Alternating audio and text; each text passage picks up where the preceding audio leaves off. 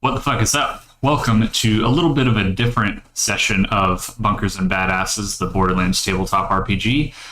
Today, it is just going to be me and Christian, who plays Anastacia in our campaign.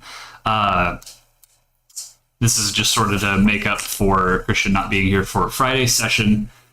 So we're going to have Anastacia, who was off doing something else while the party was fighting a group of fighting a group of space turkeys. While the party was off doing that, this session will explain what Anastacia was doing in the meantime. So to fill you in, Christian, okay. What I meant by space turkeys was so at the end of last session, the party was outside of Ashen Ablements and Armaments after you guys had beat all the hams units. Oh, yes. Attacked you outside. Then we got ambushed, right? Yeah, you guys got ambushed outside of the shop. And after you guys had beat him, or all of them,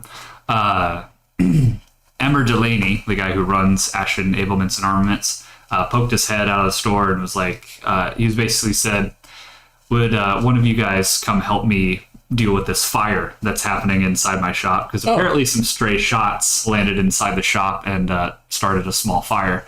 And you, being an elementalist, thought you would be best suited to help him out. So you went into the shop to help him out with this fire, while the rest of the party went off and did some side missions involving saving Torg's grandma from some turkeys called gobblers who had they were hyper intelligent, so they were able to take off in a rocket ship after kidnapping her when Pandora exploded. Okay. They got like this beacon that Torg had, and they activated it, and it drew their ship towards the Aether Sphere, and they boarded it, and a fight ensued. Oh, man. So yeah, that's what happened there. I'm almost glad I wasn't caught up in that. it was funny. Sentient space turkeys. I did not expect that they would do that side mission. So it was just kind of off the cuff. But yeah, so where we begin, you are inside of Ashen Ablements and Armaments once again. Yeah. And you are, you see before you, just behind the counter that Ember is usually behind, there's a sizable fire, nothing to scoff at, but not quite out of control. Not burning the building down. Yeah, not quite burning the building down, but smoke is forming. There's smoke, it's sort of traveling along the ceiling, and it was coming out of the front door when Ember had poked his head out. So it does need attention. Emmer, as you guys step inside, goes, it's right over there. If you could take care of that for me. Sure thing, man. I hope you're okay with knowing that I might have to cause a little more damage to prevent the damage from spreading. Just don't try not to damage too much of the merchandise. Of course, right. Why don't I, as I think in the back of my head, pull out my frozen paradigm. Okay. And I'm going to kind of aim for the baseboards of where the fire is spawning. All right, make an accuracy check.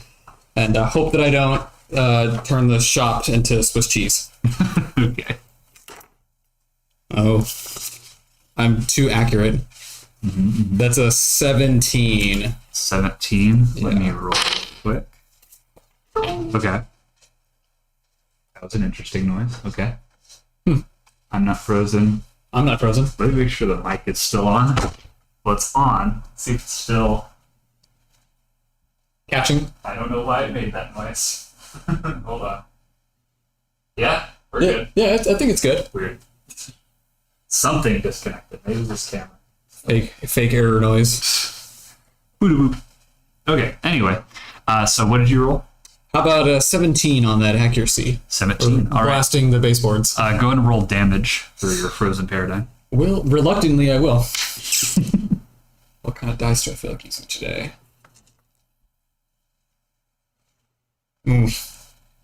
Sorry, Emmer. I promise this is for the right reason. All Alrighty. Okay. Oh, good. They're all low. 1, 1. Okay, a couple ones. 1, 2, 5. And then add your extra elemental damage. Oh, I'm not even done rolling. Oh shit. 6, 10, 12. How about 12 cryo damage? 12 cryo damage. All right. So as you shoot at the base of the fire, I'm gonna look away. Just so as you shoot this cryo energy at the base of this fire, you see a little bit of steam just sort of shoot out from the base as the two elements collide. And the fire isn't quite extinguished, but it's definitely on its way. The base of the fire has been quelled, but there's a couple spots just sort of on the shelves behind the counter that do still have a little fire on them. okay. Well, maybe now we've gotten that almost under control. Can I interact to just pat the fires out with my gloves? Yeah, you can try to do that. Go ahead. Not the greatest at that, but I'm going to try. All right, 13. 13. You are able to pat out one of the fires. Smother it. But the other one, there seems to be something on the counter that's sort of catalyzing the fire, letting it grow. So there is just one fire left, just sort of on the right side of the counter, or the shelves behind the counter. I can't imagine that the flame is too... Conically, it can't be too big. Can I see what is igniting? Yeah, make a search check real quick to look through the fire, see what's causing this. Figure out what something's combusting, like you said. Search? Yes. 24. 24. You could tell that there's a relic that is within this fire that is catalyzing stronger.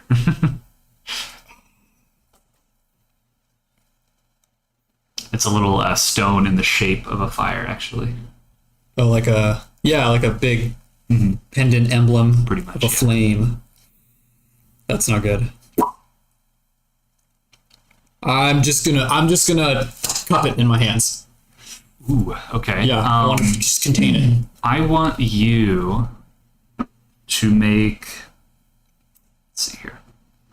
I want you to make an interact check, but instead of adding your accuracy mod, I want you to add your mastery modifier. Okay. We can do that. Oh, good choice, Sean. That's going to be a 23. 23, yeah. Woo. So you were a little nervous about this last fire as it grows exponentially. By the way, our local feline friend is a little hyper at the moment, so if you see her, she'll probably jump on the table or something at some point. Anyway, disregard.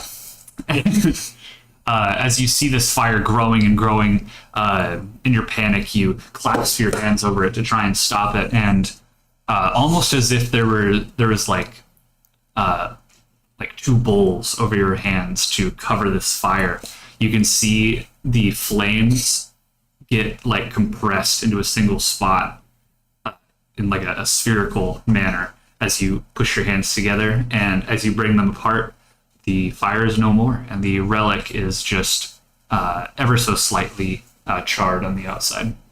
Thank God. Okay. Emmer, is this thing toast? Toss it over here, lass. He catches it.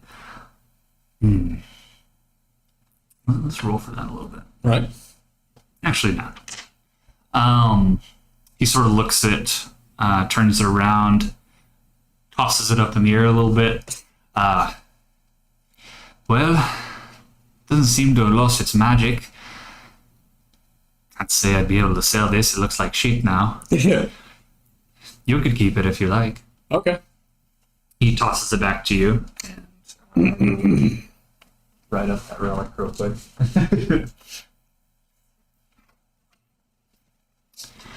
Let's see.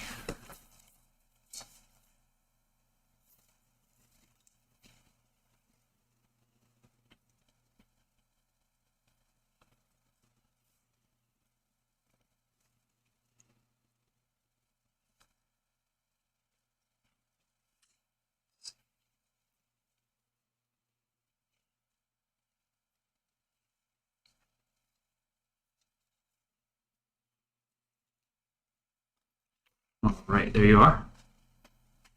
Ooh. Petrified Ember. +3 to fire damage. All fire damage? Yep. Wow, alright. All fire damage done by you. Okay. You already have a relic at the moment, right? I have a couple relics, yeah. Right, so with relics, shields, and grenades, you can only have one equipped at a time. So make your pick whenever you like. Well, thanks, Emmer. I'm gonna tuck this relic away. Don't think I'm gonna use it yet, but I may need it just sooner or later. Aye, whatever can help you out in the wild. Thank you for your help, lass. Oh yeah, no problem. Well, I'm going to clean up this mess. You have yourself a fine day. You too. Thanks. Aye. And he sort of gets behind the counter, or he goes into like this back room, and you hear him shuffling around. What do you do next? Well, everything looks okay here, and now he's got some cleanup to do on aisle everything. So I think I'm just gonna step outside and get some fresh air. Alrighty. As you step outside, you see that. I think I forgot to mention this little part. When you had separated from the party, you said your character had said, like, "Don't wait up on me." So the party left without you. So your party is not present as you exit the store. Okay.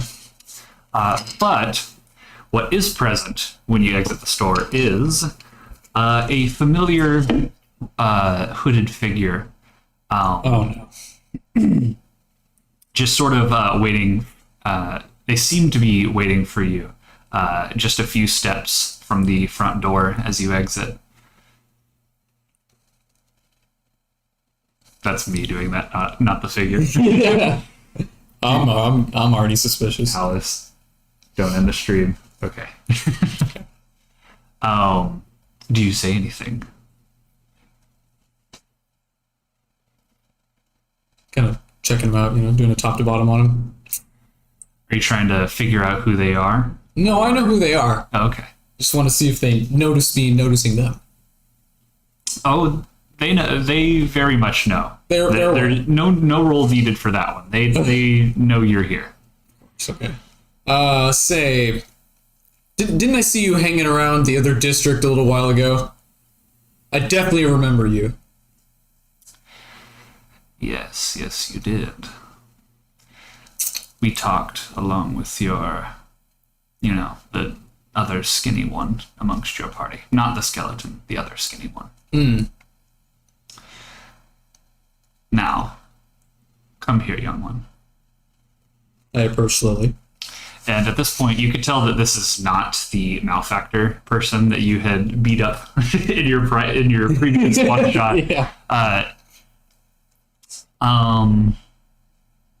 Nah, you know who they are.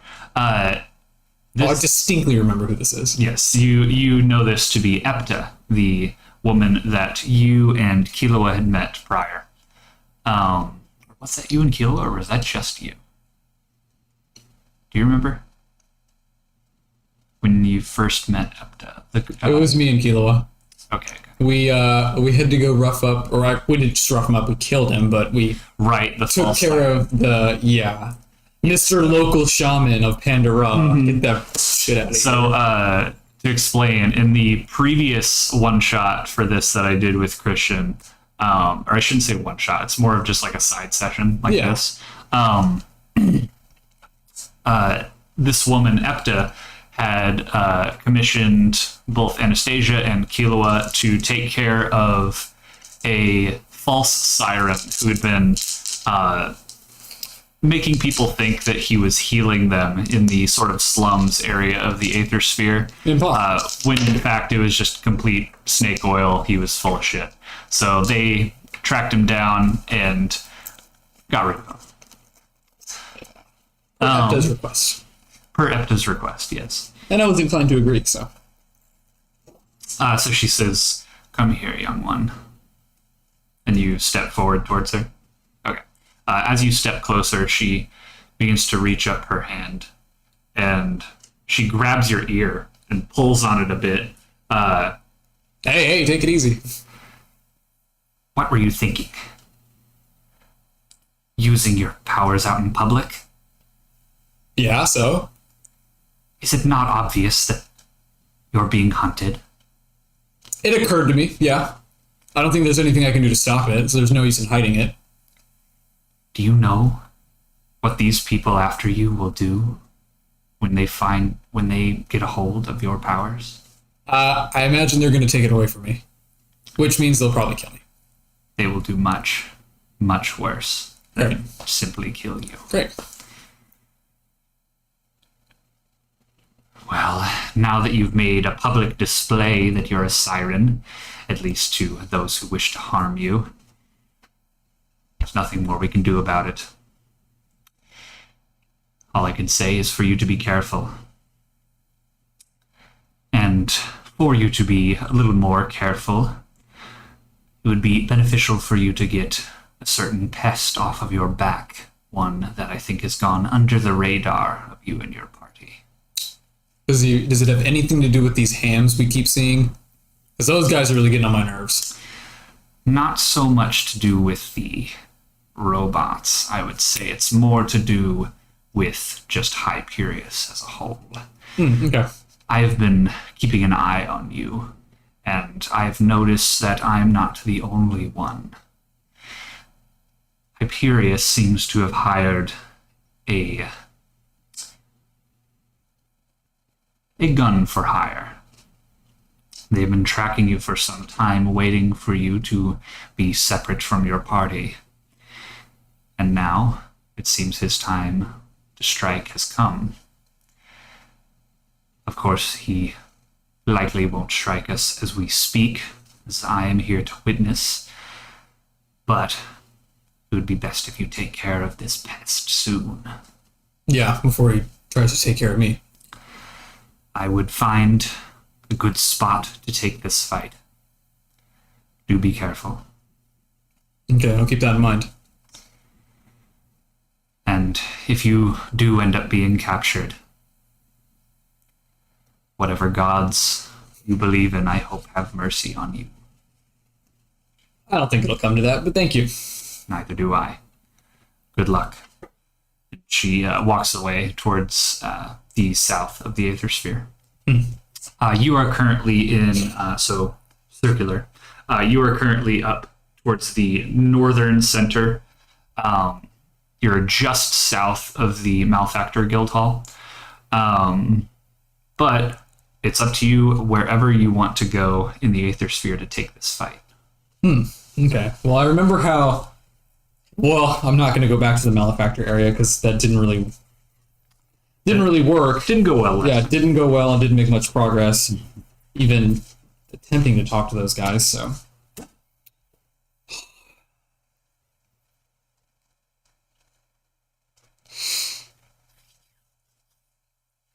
What part of the districts in the town areas are to my east? So to your east is the sort of upper class living. That's where you went. That's where. Oh, that's where I went last time. Yeah, it's where Jerry's place is. That is where you went last time. Yes. Okay. I don't think there was an entrance to any guilds that way. It was just shopping in upper class areas. So none of the guilds are really in any one of the districts. They're just sort of around the edges of the Aether Sphere in a circle. But when it comes to the sort of upper class district, the ones on the outside, like further past them, would be Malefactor is sort of in the center, so they're somewhat near a corner of the upper class district. Behind, more like in the center of the upper class district, is the Hyperius Guild. Oh. And then sort of towards the lower part of it is sort of split between the upper class and the entertainment district is the Stoker Guild. Oh. I don't think I've had much interaction with them. Their weaponry is certainly entertaining. Okay, and so what about the opposite direction? If I look to my right, if I'm looking south, if I look to my right, what's over to my west? Yeah, so to the west, you have, so directly west from where you're at would be the Dahlia Guild, which you've also run into in the past. Oh, yeah. They're just sort of in the upper slums area. Below them, is the Black Powder Guild. None of your party has really had any interaction with the Black Powder Guild. Nope. You pretty much just saw them briefly when you were in the Cosmos Arena. And then below that, I want you to roll an insight check for the last one. Okay. 11. 11.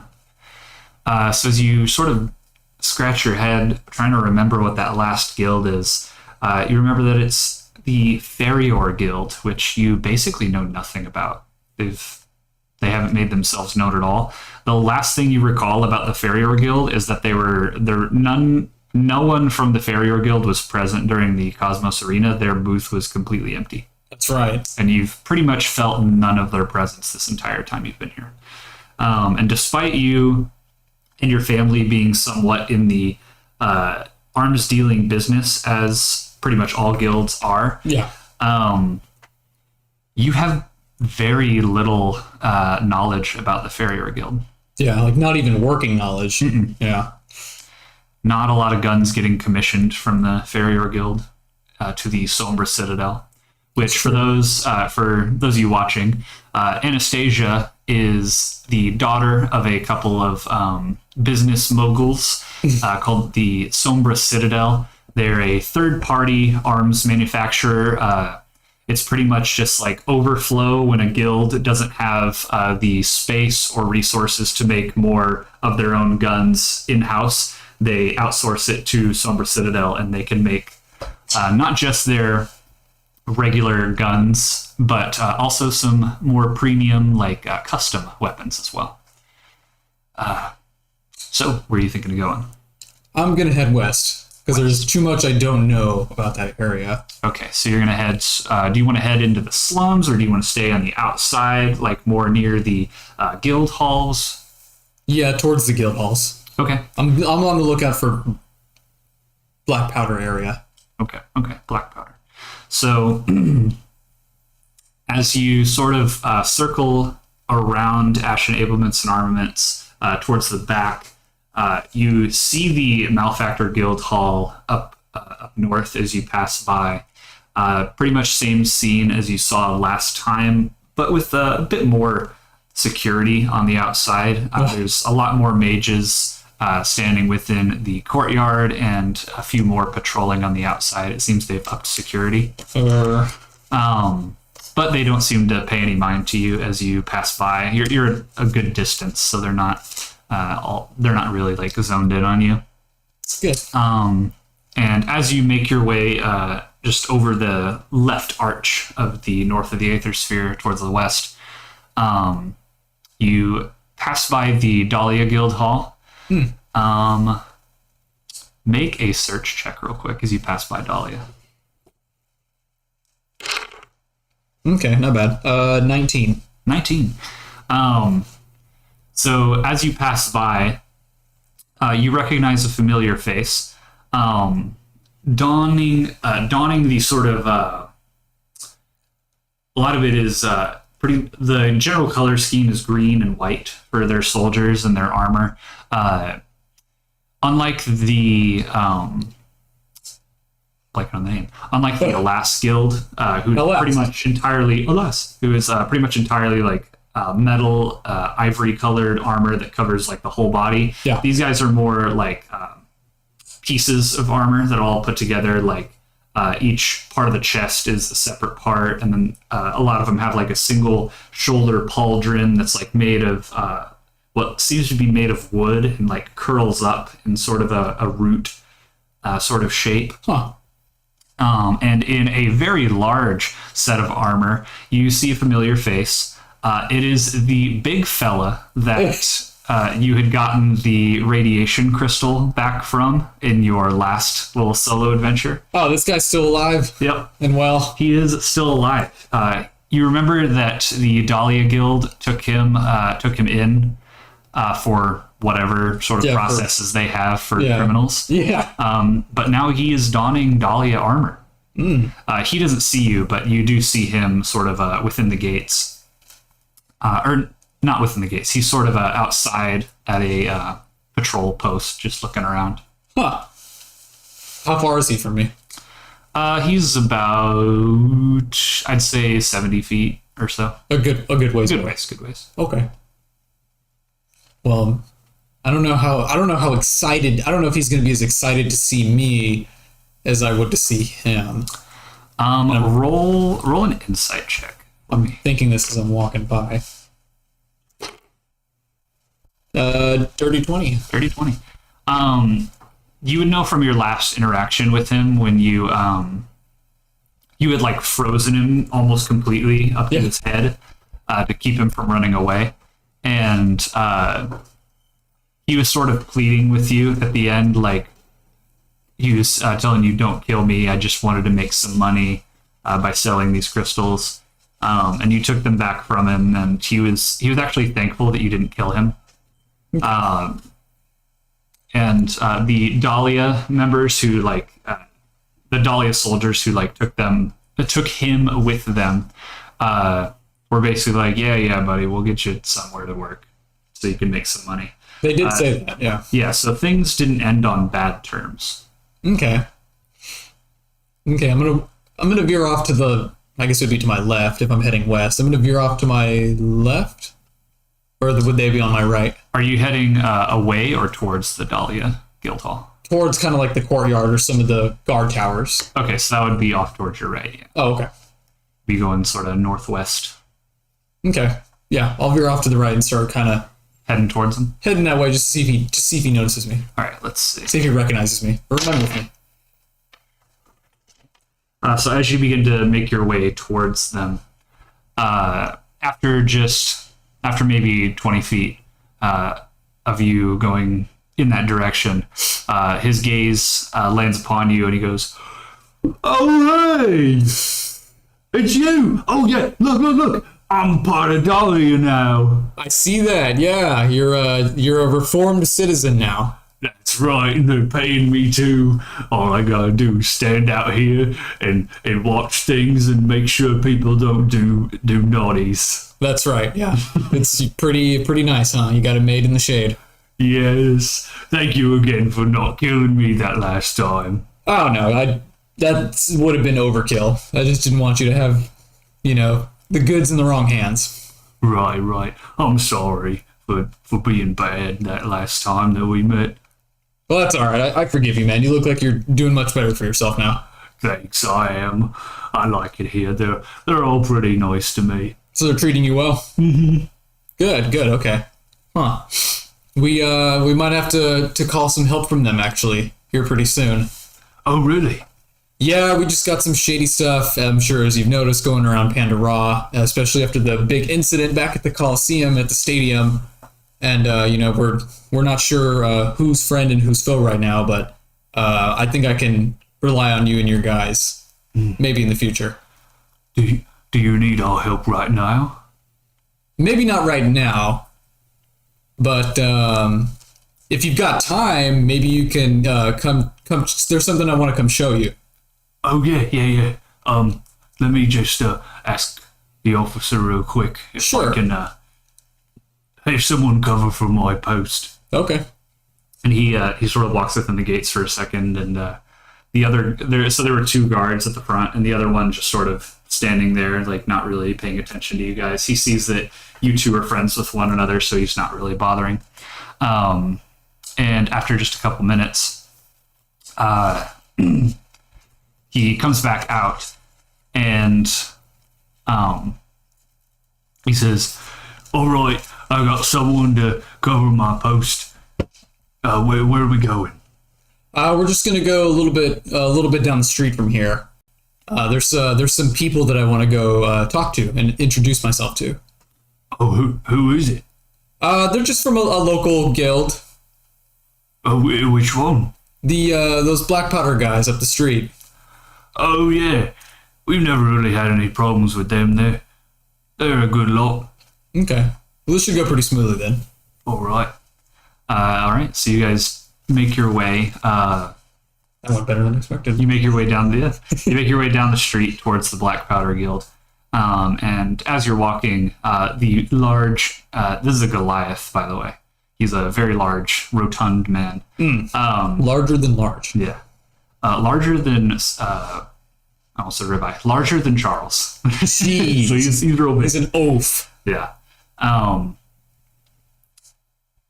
He goes, "Oh yeah, I'm so pardon me for being so rude. I never actually asked you your name." Oh yeah, I guess you didn't have time to do that when we were shooting each other. Yeah. Well, I'm Anastacia. Oh, nice to meet you, Anastacia. I'm Gorf. Great to meet you, Golf. Gorf. Gorf. Okay. Yeah. Gorf with a heavy accent. Yeah. Nice to meet you too, again. And then as you guys continue walking, you reach the front of the the Black Powder Guild Hall. And I'm going to pull up my description for the Black Powder Guild Hall. Is it black? No. No. Okay.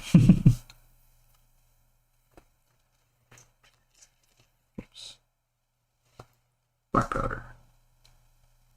Okay, so this is pretty much the most like it's the most like fantasy town looking building that you've seen in this place. A lot of the other guild hall buildings are very like the Hyperius Guild was very like high tech and well sculpted. The Malefactor Guild is has sort of a like ancient Japanese aesthetic with. I remember there being like curved down roofs. Yeah. Called. And then the architecture was on fleek. Dahlia is very straightforward, but also with a more nature aspect to its architecture. A lot of trees make up the infrastructure of the place. Okay. And like vines hanging from things and such. Whereas the Black Powder Guild is just it's a wooden building. Just looks well kept, but classical. Yeah, classical. Classical is a good way to put it. Yes. You guys are outside of the Black Powder Guild Hall. If this is any guild worth their salt, I'm sure there's going to be some guards out here. So there are none outside that you can see now. I'm in disbelief. There's actually no like outer like perimeter of this no guild courtyard, hall. no. Yeah, it's just the building and just sort of a like a stone sort of area around the building that's different from the regular stone of the floor of the Aether Sphere. It just sort of like marks that place's territory, but there's nothing like stopping you from going inside. All right, Gorf, let's go. I'm gonna walk just over that threshold of where their territory begins. Kind of just stand around and look around for a second. Okay, so you just stand there and you sort of look at the building some more, look around, and there doesn't seem to be anyone outside the building. As you look behind you, you do see just a very light hustle and bustle coming from the slums district. Just a few people walking around. But other than that, there's not really much of anyone around. Huh. Gorf, what do you think? This place looks nice.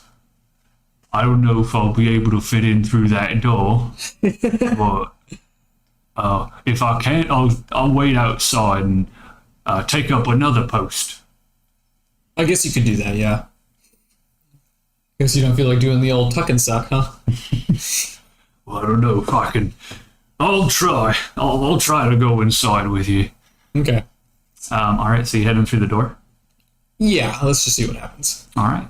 So you open up the door, and what you see as you enter is it's very cozy.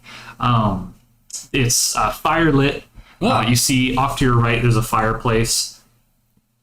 And above it, there's the head of, like a mounted head of some Pandorasian beast that had, you assume had been hunted at some point and hung up. There's a full bar just straight to the back of the room as you enter through the door. A few people sat at the bar. some stairs leading upward on the like other side of the fireplace. There's actually many like hunting trophies around, just sort of like this shelf that rings around the entire room. A few like leather couches off to the left side, and sort of just like a general Like a common room, yeah. yeah. Huh. Yeah, very cozy in here. Very home and hearth. And Hello, Alice. as you walk in through the door, you do see a couple of the guys at the bar turn around and look at you. Is he giving me the side eye? And yeah, they are giving you the side eye at the moment. Thought so. Do you continue in? Yeah, I just kind of wave at them. All right. As you wave at them, Gorf tries to fit in through the door. Oh, Jesus. Let's see how Gorf does his little suck and tuck. That is a natural one. No! Our cursed dice for the day is Gorf. Glad we got that over with. So he sort of tries to sidestep into the doorway. And as he does, he like tries to suck in his stomach to pretty much no effect. He's no smaller than he was before he tried to like suck it in. And he actually like bumps his belly against like the side of the door as it's opened, and he like knocks it off of his Oh my God. the floor, and he goes, sorry, I'll pay for that.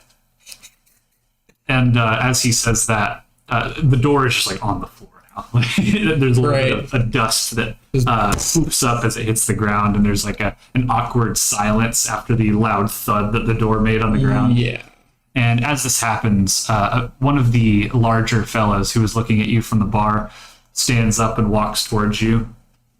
And he gets like, as he gets closer to you, he gets just close enough to where it's uncomfortable, but not so close that it would be like in my face, like right in your face. Yeah, and he towers over you a good like 2 feet. Yes. And he looks down at you and goes, "What do you want here?" Just came to chat you guys up and see if you knew anything that was going on about the big event at the Coliseum last week. What guild are you from? Well, I'm not really from a guild. I run my own business. I work with all the guilds.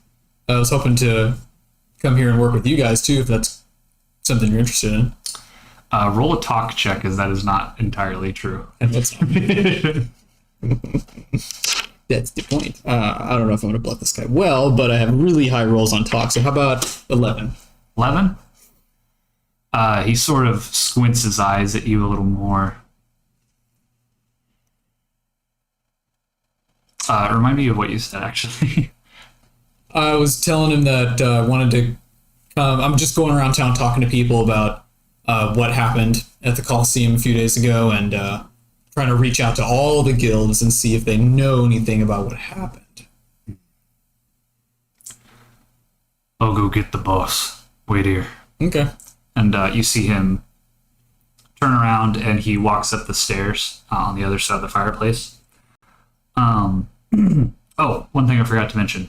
As you would know from the when you first boarded the Aether Sphere, the number of floors that a guild hall has is indicative of their overall like strength. Yeah. And this is a 2-floor guild. Oh.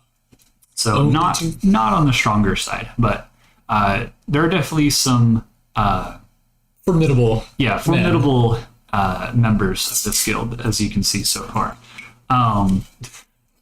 Yeah, Alice is trying to jump up on the counter for some reason. Hey, she did. Oh, you asshole. Anyway, so he heads upstairs, and he's up there for a couple minutes. What do you do in the meantime? How many other guys are sitting in the bar? 4 others. 4. Okay. You, how about I buy you guys a round? All of them turn around this time and go. They sort of like look at one another, just like back and forth, and simultaneously they all shrug, and they one of them like ushers you over. Sure, could always go for a free drink.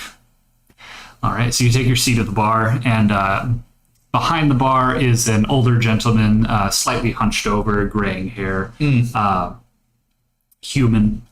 What can I get you, lassie? And I kind of like look through my side eye, and I'm like kind of scoping these guys out. I imagine if they're part of Black Powder, they're like very rugged, very scruff men. Yeah, they're pretty rough and tumble. Lots of many of them have like scars on various parts of their body, like faces, arms, hands. You could tell these are hardworking individuals. Yeah. Nice and gritty. Yeah, many of them holding black powder rifles. Okay. A couple of them with pistols and shotguns. You actually see that this bartender also has a shotgun on his back. Oh, okay. And after looking around at everyone, what kind of drink would you like? I'm going to buy a round for me and the boys. Can we get 5 Black Rock Stouts? Black Rock Stouts, okay.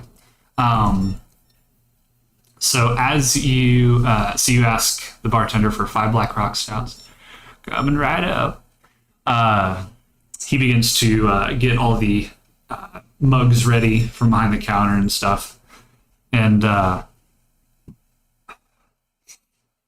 one of the guys sitting next to you turns to you and goes, "So, not from any guild in particular, huh?"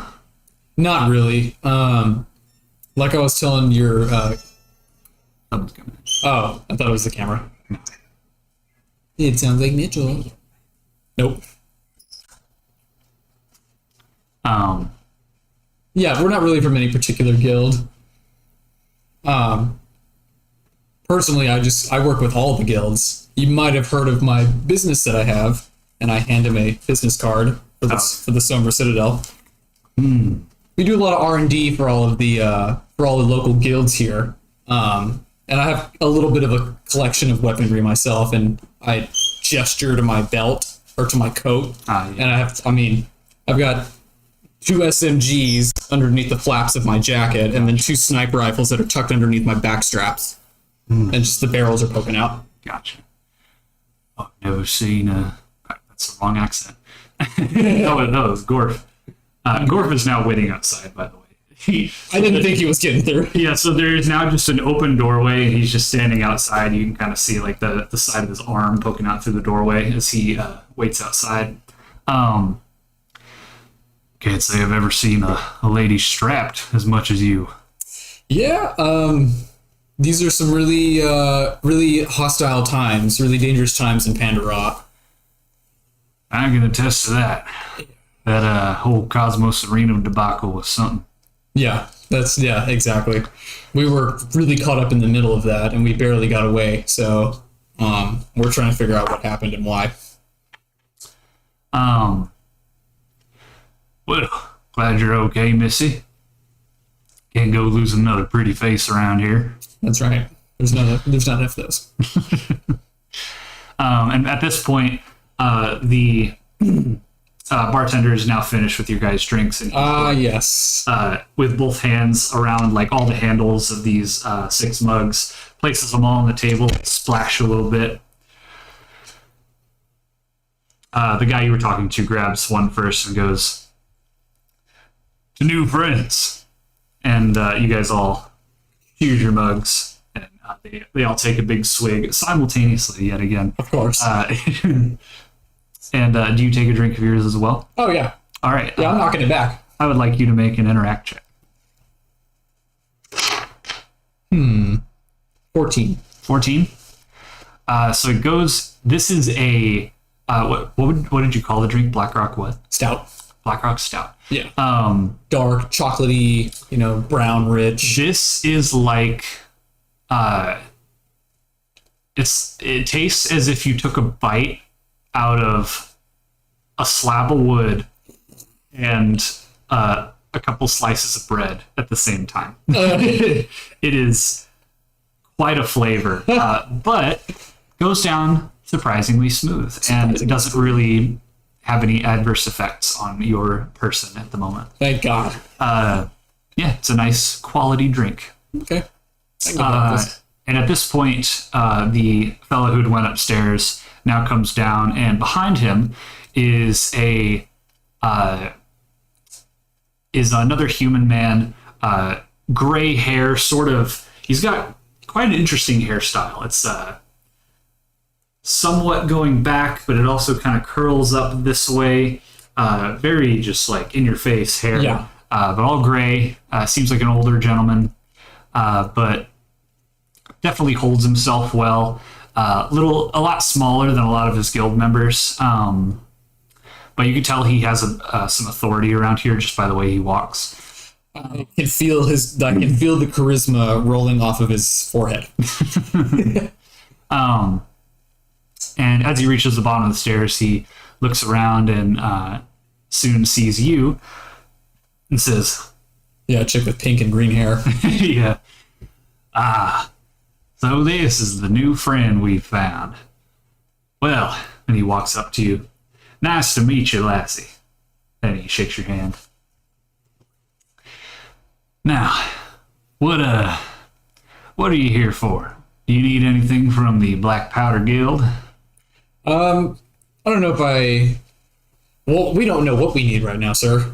My friends and I, we got really mixed up in that stuff that happened at the Coliseum where everybody got attacked, and we barely made it out with our lives.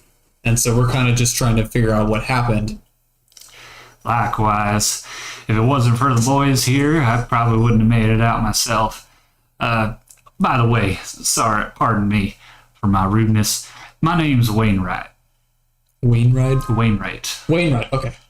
Wainwright and Anastacia. Wainwright Black Powder. Oh, the man himself. In the flesh.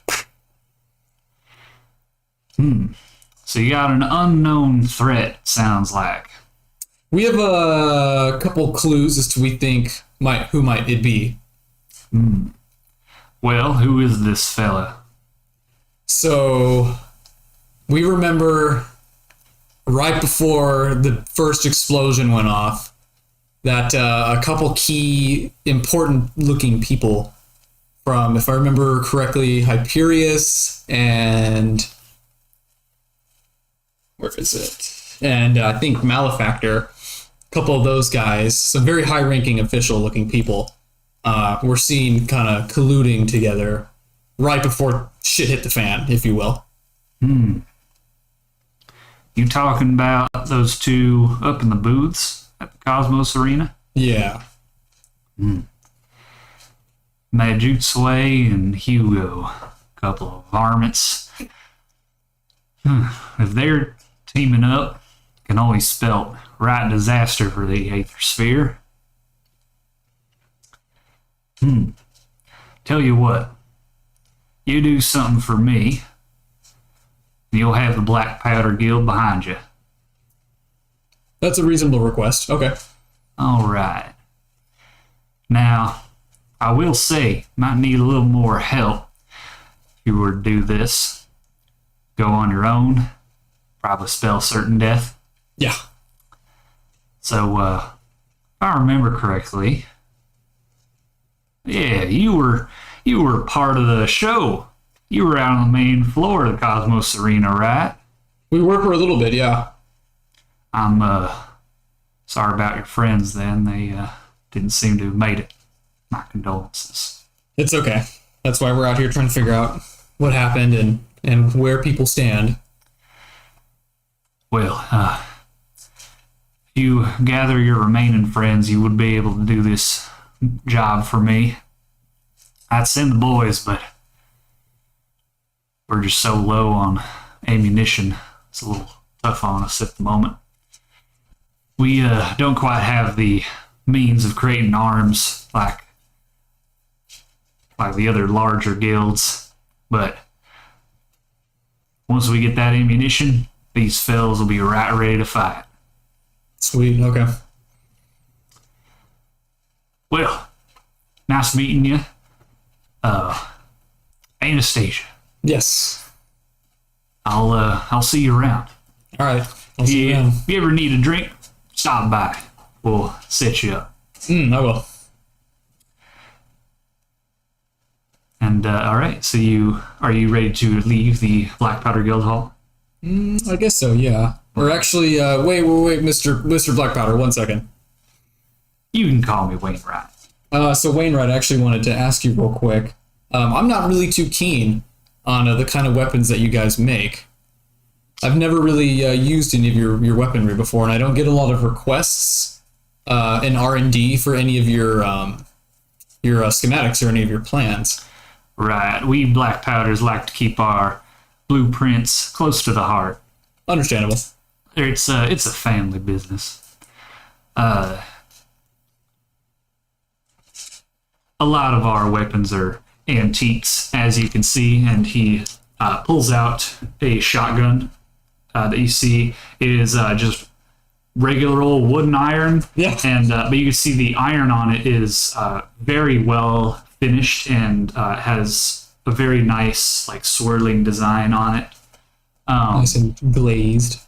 Yeah, very very good looking piece of weaponry. Oh. I'd love to use this thing again if only I had the ammunition to do so. But once you and your compatriots help us out, shouldn't be a problem anymore. I agree. Well, I'll be seeing you, Wainwright. See you around, Anna. All right, and as you leave, let's see here.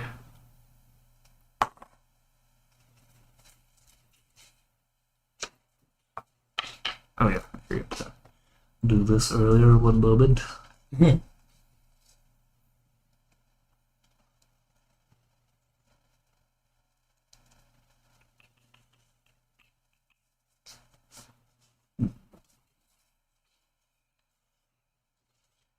My bad, I should have done this earlier. Here we go. So, as you exit, you, of course, see Gorf there waiting for you. And he goes, Good old Gorf. so, how did it... And as he's saying that, you hear a sound in the distance. And as you hear this, make an insight check real quick. Oh, fuck. This is just like a split-second sort of insight check. As soon as you hear this sound. Thank God. 19. All right, so 19. You could tell without a shadow of a doubt this is the sound of a sniper rifle firing in your direction. I duck.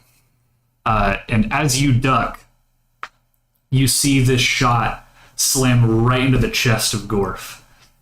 And let me do something real quick. So that's... Oh yeah, that one.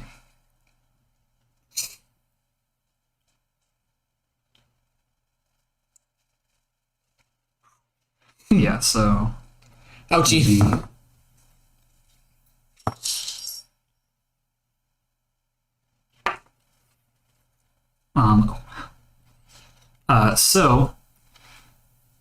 Gorf gets slammed with just piercing shot of you can tell this is a fire elemental shot that goes right into his chest, and while it doesn't penetrate his shield, it does sort of knock the wind out of him for a moment. Yeah. And as this shot slams into his chest, you see the fire sort of spread off of him, and little globs of fire elemental energy, a couple of them do land on you, and you take 6 fire damage to your shield. Yikes.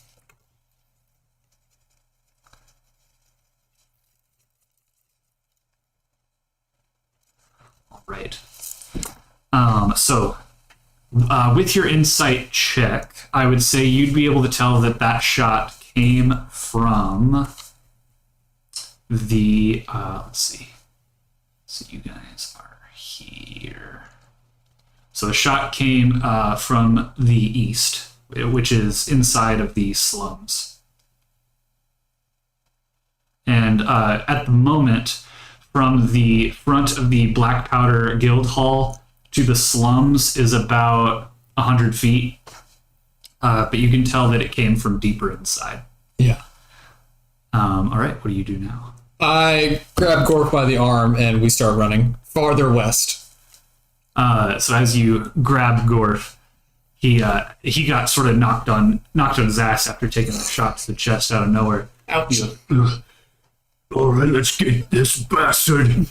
And he sort of clambers up his big self, and he runs along with you towards the slums. As you guys, let's see. So as you guys run towards the slums, I'm gonna have both of you make a traverse check. I hope he rolled well because I'm probably not going to roll well. Mm-hmm. That one. Ooh, okay. So Gorf. I knew it. So Gorf is running along just fine. You can feel the of every step that he makes. And as he runs along with you, this time, you are going to take a shot. Great. And this is going to be with advantage since you rolled a nat 1 on your traverse. Ooh, yeah, that's max damage. Awesome.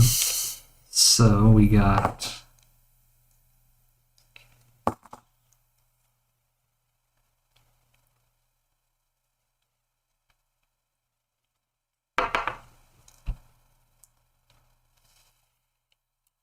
You take 20 fire damage. Does that break your shield? Not yet, Okay. but I'm feeling it. So you take 20 fire damage and a bit splashes, just a little bit splashes onto Gorf, just onto his shoulder, and he goes, "This weapon of his is different." Yeah, it hits. All right, and you guys keep running forward. Have we reached at least the outer area of the slums and the shops? You guys are about halfway to the just entrance of the slums at the moment. Okay. It's a bit of a ways.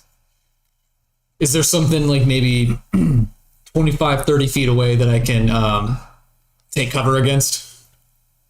Like a stall or a building or a house? So as you're running, you actually do see there's a couple of like pillars that just sort of out of the ground. Oh. You're not sure why, but there are some pillars that just sort of come up and provide you a little bit of cover. Okay. All right. So, do you want to like position yourself on them? Yeah, I'm gonna run up to it and then go back against the wall. All right. So you back against the wall, sort of looking off to the side. Gorf does the same with the other pillar, but it covers about like half of his body, and the other half is just sort of hanging off of either side. And you hear another shot.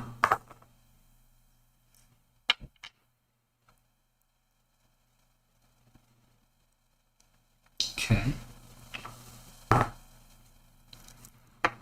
And with this one, you and Gorf each just take a single point of fire damage as he fires a shot like just between the two pillars, and you just get a little bit scorched on like your leg. I'm just gonna lick a flame. Yeah, as the fire splashes outward towards the two of you. What do you do next? Pull out the elite Geiger rifle from Dahlia. All right. Because that's who I was gonna go talk to, and now we're getting derailed. So I just want to just scope out real quick because it'll let me see far away. Okay. Make a search check. Okay. See if I can get a really good idea of where he is. Not great. 12. Let's see.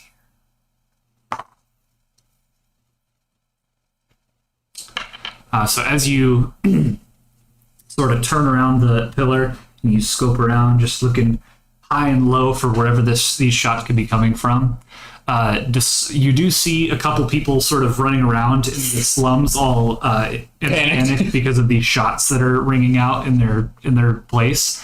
But you do not see any sort of origin of these shots.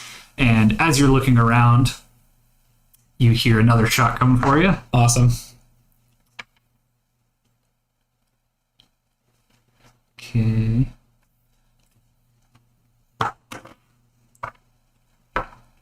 This is another one that's just going to do 4 fire damage to both you and Gorf. And as you guys are hit with yet another shot, Gorf says, "We gotta get closer. Here, stay behind me. I'll run ahead." I was just thinking that, Gorf. Thank you. All right, so you guys, he goes, "On 3, ready? 1, 2. What's after 2? 3. Okay, and then he runs around He takes off. He runs around the pillar, and as you guys I'll just take kind of off, shadow behind him. yeah, as you take off past the pillar, you see them go back down into the ground, and you run right behind Gorf. Go ahead and make traverse checks again. You with advantage since you're covered this time. I'm gonna need some new dice. Yes. Okay. You said traverse. Yes, Wow. Even with advantage, it's okay. That's good. 17. 17. Yeah. So you're able to stay behind Gorf using him as a consenting human or Goliath shield. Yeah. And as you guys are running along, yes, yet again, let's see.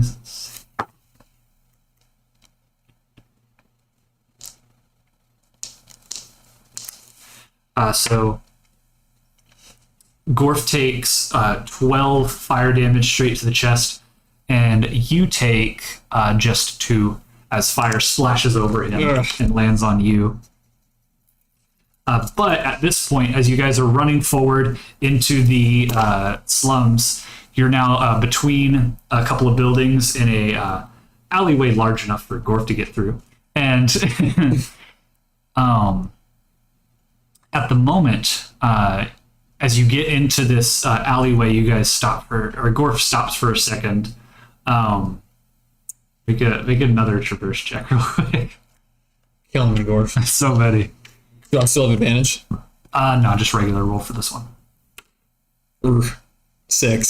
6. As Gorf stops, you just sort of bump into him, and he goes, "Oh, sorry." Ugh. He goes, "Wait a second.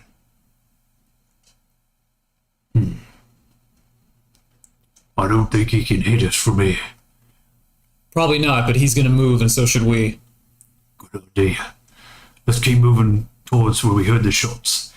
And he begins to walk forward through the alleyway, and he just reaches the mouth of it. He goes, "All right, we might give him a new line of sight as we exit this. Be ready." Oh, I'm ready. And Gorf steps forward, and as he does, you hear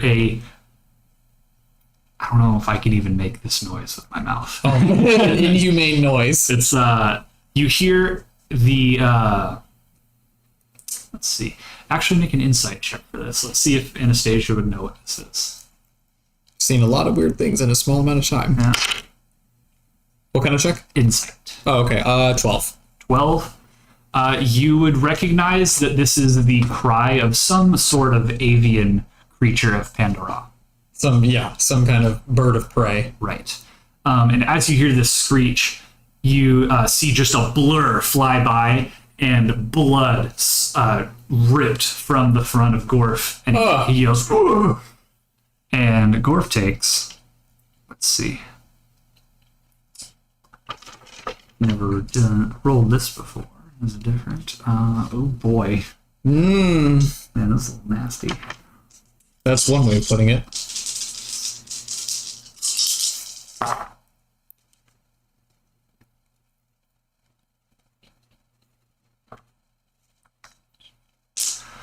He takes 23 slashing damage as this, what you would assume to be the avian creature, flies down and just like scrapes through Gorf with his talons. Ugh. You see him holding his chest and a little bit of blood starting to pour.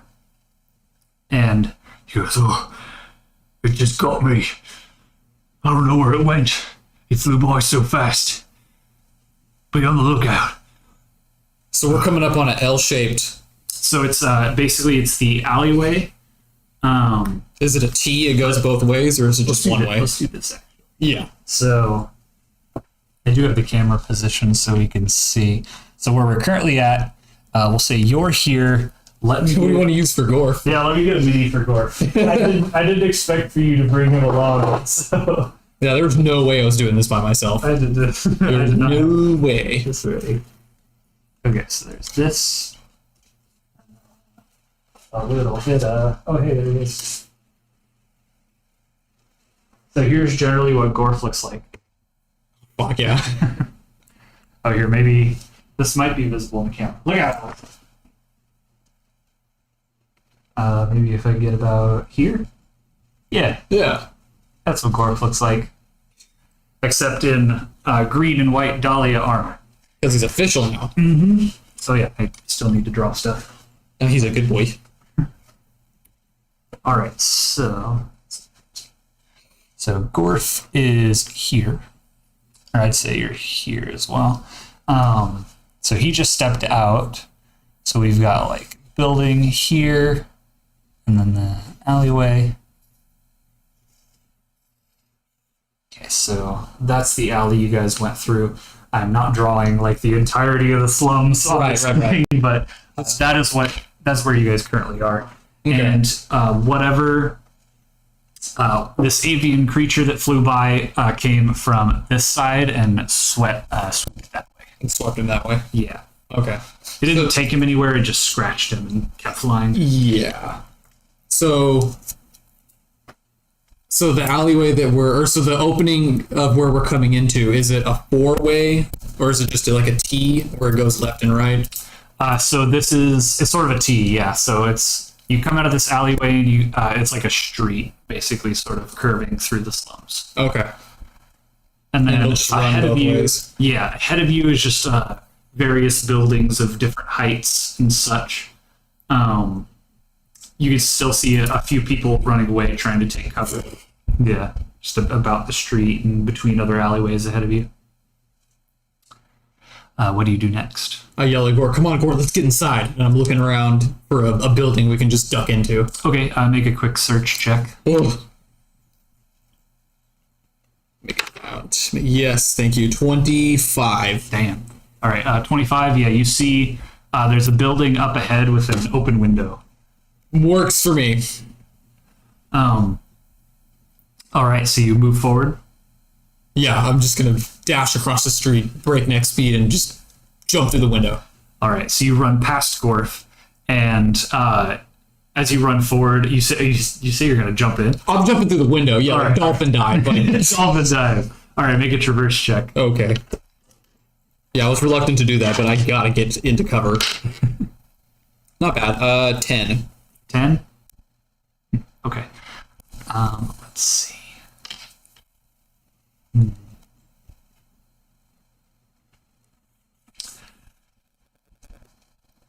Let's do this. Okay, no, great.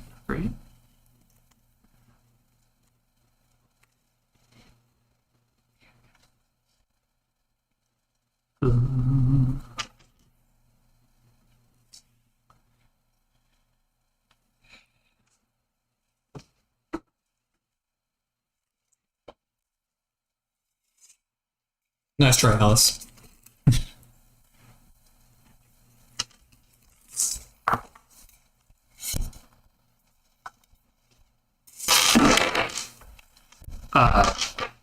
As you go to jump into this building, just as you're like midair dolphin dive,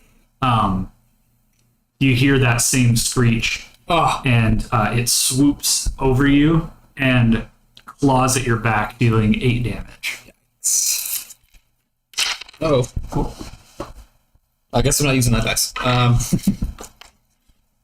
You said 8? Yeah. Yikes. I don't like where this is going. Alice just closed that door. Good job, Alice. Nice. But yeah, so it scratches you on the back. You jump through the window still, and you sort of tuck and roll as you land inside. And inside this building, there's just a little dwarven, like old dwarven man who's just like sitting at his table, like mid bite of something, like the spoon he's holding, and he's just like,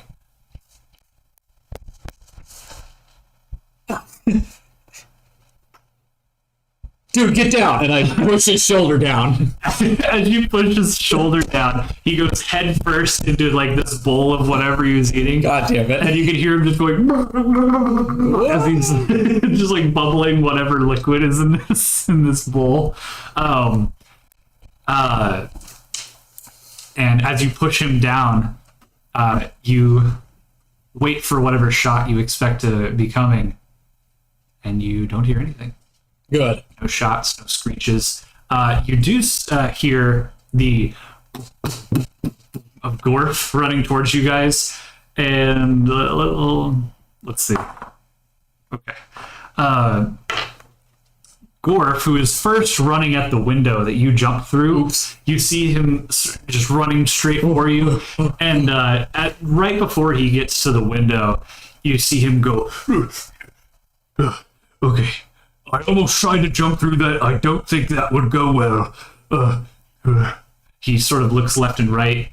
Is there no door? And not on this side of this building, no. Jesus. He goes, I'll meet you at the door. And he sort of takes off to one side. So he's just... Alice, Jesus Christ. Close call. That turned the camera. We called it. I think we're good. Almost crashed the stream. We don't need any more technical difficulties.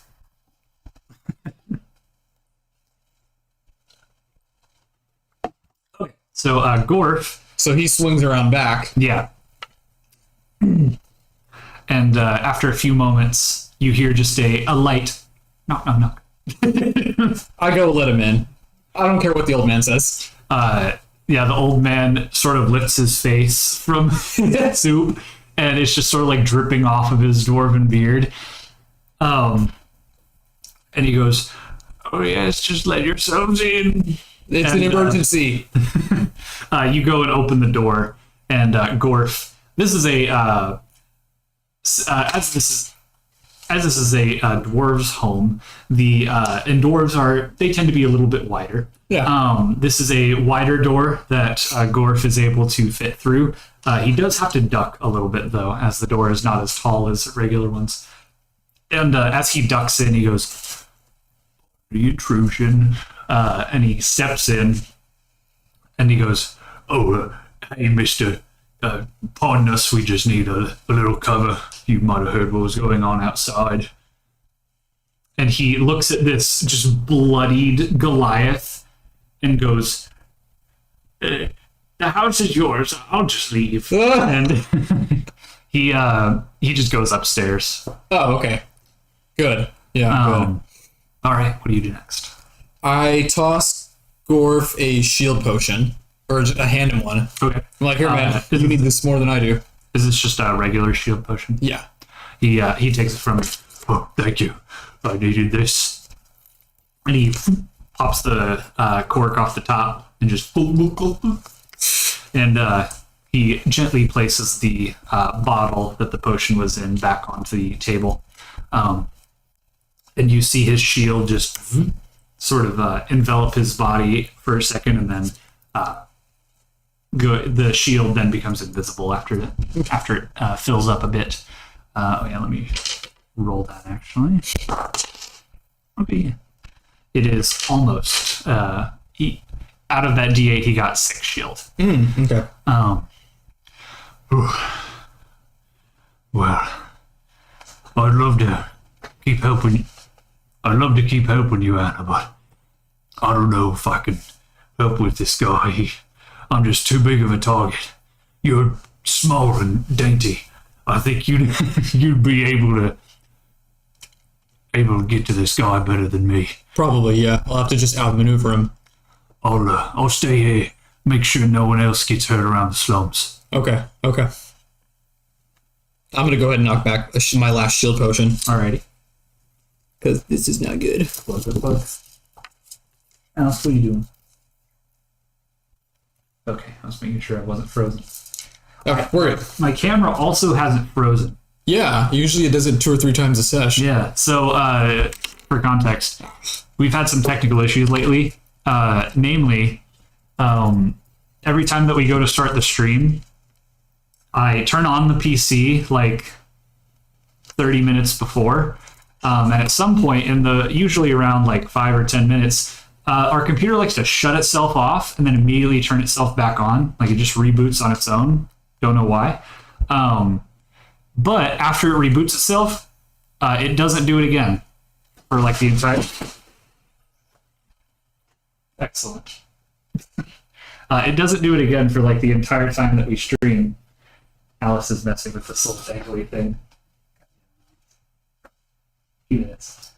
So in addition to our cat technical difficulties, there's also Real technological difficulties. some computer problems that I'm trying to iron out. But today, I tried just removing the RAM sticks and then putting them back in. And it seems to have worked. I don't know why it worked, but yeah. Anyway, Alice, fuck off. Okay. So I guess we'll say that I hopped into a building somewhere across the street from where we came out. Yeah, so you are now in a building which is now abandoned. At least the first floor is. Yeah. What do you do next? Gorf, he takes... He goes to like sit in one of the chairs, and then he realizes that they're way too tiny for him. So he kind of just like walks to one chair, looks to another, and he just sits on the floor and like back against the wall, resting. Starts like tending to his wounds. He takes out a little bit of gauze and like daps up his chest where he got scratched. Ouch. You see him go. Ow, ow, ow. But he had all that field training to toughen him up. Yeah. Okay. Well, I still have my Geiger rifle with at least a hunting scope on it. So maybe ×6, ×8 magnification. So we're across this way. So pretty much it was the alleyway you came through, then there's like a street in the middle, and then there's the building that you're in. Okay. Leave my foot alone. The bird was coming from down this direction, so... You're fucking with your dice. Oh. Here you go. Thanks, Alice. Fresh from my foot. Alice, I want you to come here. I want you to come up here. Don't round at me. You over here. Come here. Ow. Bad cat. Okay. If I remember correctly, it sounded like he was getting shot from down this way. Because you said the shot came from the east. Yes. So I'm going to just scope out the window real quick. Are you just going to like point the gun out of the window and like lean and... Yeah, I'm going to do another peek. Okay. I'll just peek out the window with the barrel or the scope of my weapon. All right, go ahead and make a search check. Now I need a new D20. Thanks, Alice. Hey, come right at me. Get beat up. Whoa. All right, you're being me. Ow, wow, wow. 17. 17. Let's have wrong dice. Let's have him roll. Natural 1. So that makes 2 of my NPCs rolling natural 1s today. Gorf and this guy. So as you point your scope down this way, you see that a good ways down the road, I would say, let's say we're hanging out in a building. We'll say the distance of the fucking battle map. Yeah, like, meow. Yeah. So if you're, so if you, where's my microfiber? Oh, there it is. Oh. Could you erase what I do there? So we'll say the building. Building is here. Gorf is inside. So like this is the building. He is all the way down here. Yeah, and I'm just peeking out the window that I literally barreled through. You can see him all the way. See him all the way down the road, on top of another building. So all the way down the street and on top of a building. And you can also see that there is a little companion of his. So that the mini is a dragon. It is not a dragon. Okay. Just representatively. Make an insight check as well. And you're able to see him because in the simulated day of the Aether Sphere, Right. the sun is shining down like right at him as the sun is setting, and you're getting his scope glint Perfect. Okay. right at you. Okay. Good. All right. 18. 18.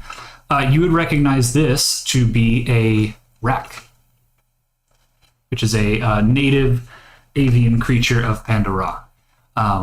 They usually... Sounds like kind of like a desert hawk. Yeah, it is. They're like faceless. They just have like a toothed mouth, some pretty thin wings, as well as talons on the two legs that they have on their lower body. And usually they fly in packs, but this one is just alone with this man who's hunting you down. Yeah, some kind of handler. All right. So you peeked out and you see where he's at. What do you do next? Can I shoot him? Yeah, you could take a shot at him. Okay. How far away? Ooh, actually, he might be too far. He might be too- What's the range in your sniper? Yeah, he might be too far. The range is it's only 8. Let's see. So, well, effectively, your sniper is in this square. So we'll say 1, 2, 3, 4, 5, 6, 7, 8. Yeah, he's quite a way Way out of too range. far. So you do know where he is, but I'm gonna have to can't move in. quite hit him from where you're at. Yeah. Yeah. So this is where we came in from because this is the street. Yeah, that's the street. You guys came in through the alley on the left side there. Yeah. So which side of the building was the door on that Gorf came through? The door was on this side. Oh, okay. Okay.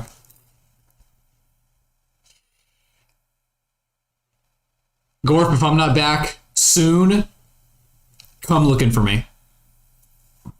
I'll bring all the dolly if I have to. You might have to. And I go out the door. Be safe. Yeah, right. Not with this guy around. All right. So you step out the door. Now that I'm looking out. I'd say at this point, let's go ahead and roll initiative, Yeah. actually. Well, dude. If you nat one, I'm gonna. It is a fucking nat 1. It doesn't count for initiative, but it's another 1. But it's the fact that yeah. I roll horrible for enemies. Every initiative. It's so dumb. Yeah, almost every encounter, the enemies have gotten like sub 5 initiative. Yeah. So All right, what why don't I you got? just close my eyes and throw it this way, huh? Now we're gonna make it. Oh, yeah, 20, Oh baby! my god! Of course. Let's Right. go. You still add your initiative to a nat 20. That is Same true. with a nat 1. Yeah, so it's 26 because I have a 4 on the bonus and a 2 for the quick, which is an ability I have. I think you put the 2 here for misc mod, Okay. so I think it is just 4. Okay. Well, 24. I'll figure that out later. Right. I could be wrong on this, but I think in the book it says that your badass rank should be half of your level, like your player level. Rounded down, right? Which would rounded down, which would make your initiative. Oh yeah, I haven't been updating that. But I'm not 100% sure on it, so we'll just keep it where it's at for now. Okay. Well, it was a 20, so yeah. It's fine. Not like it would have mattered in any of your combats you guys have done so far, because my enemies roll so bad for initiative. Consistently bad. Yeah. It's so bad. But yeah. You are very much up first. Yeah. So I just came out of the door of this house. I know there was an alleyway from where we came from. There's an alleyway at this T, so the street's going to go both ways. Are there more houses down this way? Or a shop, or a stall, or Oh yeah, there's camps? along here. It's just like a bunch of houses massed together. A lot of little alleyways between them, and just like a little sidewalk over here. Ugh. Can you draw it? Yeah, sure. I'll draw a little massive buildings. It'll help me and Mr. over here. Let's see. So they're pretty haphazard. So like there's one here that's shaped odd. And then, They're all just thrown together. yeah, it's really ramshackled. Just a little hut here. It's awful. Then we've got, well, we got an outhouse. Oh boy. Stinky. Stinkiness. Odor waves coming off of it. Yeah. We'll say there's a little alleyway between there, and there's a large building.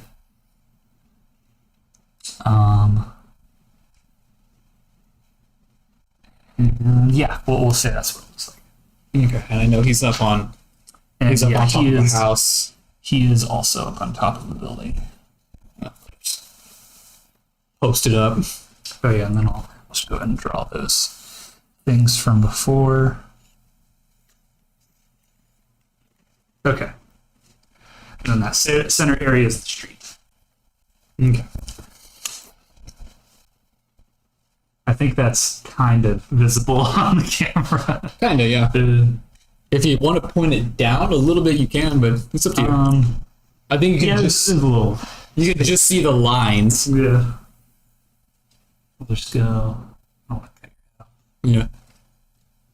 Yeah, it's good. Yeah, that's good. That'll do. Yeah. Freaking dwarf, man. All right, so you're up first. Okay. Huh. All right, well, for the sake of the battle, thematically, we're going to say I started with the Geiger rifle since I was already using that. Mm-hmm. God, I only have 6 freaking shield. It's awful. Awful way to start the fight. Yeah. What's the rule for recharge? You pass a turn, pass a round of combat without taking damage? Yes. Okay. Yes. Well, that'll go fast since there's kind of only 3 of us that I know, I'm assuming. What is the recharge on like the recharge rate on your shield? It is actually... Where the hell did it go? That's weird. I didn't write it. I remember I bought a minor ashen shield and it... Oh, I have 2 of them. Shit. No, it's this one. This is the one you wrote for me. The speedy blocker. It's a 15 recharge. Oh, nice. Okay. Okay. Yeah, so if you go a round without taking damage, you will recharge 15 shield. Fair enough. Oh, I haven't used this dice in a long time. I'm going to go ahead and move. I'm not great at that, but I'm the one that decided I'm playing as a girl who's always business casual in high heels, or some type of heels, so I'm going to... Indicative of your movement. Yeah, highly indicative of my movement. I'm going to slink across the doorway, back to the wall, 1, 2, and scoot up to this one. Okay. 1, 2. And I'm just going to be posted up on that corner. Okay. And I'm going to cast, or I'm going to use a skill and use restoration on myself, Okay. since that seems like the wise thing to do. I see that skill. Sure. Restoration. Is that what it's called? I picked it, but I've never used it. Gain 1d6 mastery mod health and the ability to target allies with ranged attacks to heal, or... Let's see. And the ability to target allies with ranged attacks. Oh yeah, to heal a d4 damage for it. Okay, yeah. So essentially, it's like the girl from Overwatch, where you can shoot people with healing bullets. So you're gonna shoot yourself. Yeah, yeah. With healing bullets. You're I'm Anna, bro. Doing Yeah. Anna, yeah. Yeah, Nice. I'm playing Anna to the fullest. So yeah, the d6 that says that's added to your max health. The d4 is how much you heal for shooting yourself. Okay. Okay. Okay. And you know what? Since you're doing this to yourself, I'd say you can like for flavor, you can just be like using your siren energy to heal yourself. I'm down with that. Oh, and since you're like let's see, how do I describe it? The thing that appears when you use your phase lock is like a lotus. You could say this is like aloe that you're like siren energy aloe that you're putting on yourself. Yeah, that works. Like lotion. You're like putting it on your back where you got scratched. Yeah, for real. All right, so is it 1d4 per skill level? Yeah, so just the D4 since you only have one skill point in it. Okay. I don't know how to roll the hit because if I'm rolling a ranged attack against myself, you don't have to roll a hit against yourself. You can just have the health. Okay.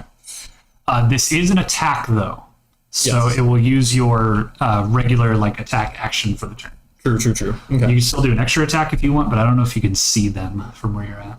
Probably not. Hopefully not. I don't want to be seen right now. Sneaky boy.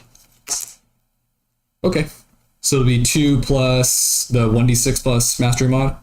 No, it'd be a D4. Does it say plus mastery mod for the healing? Mm-hmm. Okay, yeah. So that 2 that you rolled, and then what's your mastery mod? 4. 4, yeah. Yeah. So is your mastery? Oh, it's 8. Okay. Yeah. So you heal 6 health. Okay. I have effectively doubled my shields. Works for me. All right. So you've moved. You've attacked. Anything else you'd like to do? No, because I have very limited movement. I'm trying to play it safe right now. Alrighty.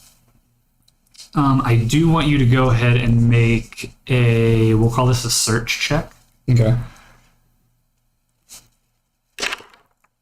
Nice. It's going to be 23. 23. So, while you can't see what this guy and his winged companion are doing, you can hear that this winged creature is in flight. You can't see where it's at, but you do hear its wings flapping. And also in surveying just sort of the area around you, you do see this outhouse next to you. You can smell it a little bit. It's what you would expect from Pandorasians. And on this building up ahead, not this one, but this one, there's actually a ladder on the side right there. Oh. Leading up to the roof of it. Okay.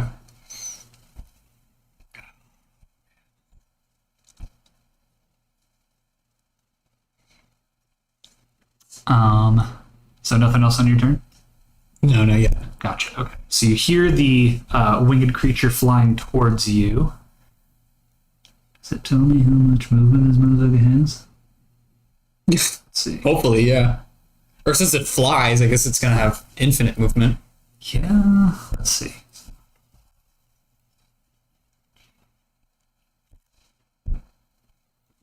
This is a small creature. I'm just going to give it double what its user has. So let's see. I'm not going to move him on the map since you don't know where it is at the moment. Yeah. But I'm just going to mark out in my head where he's going.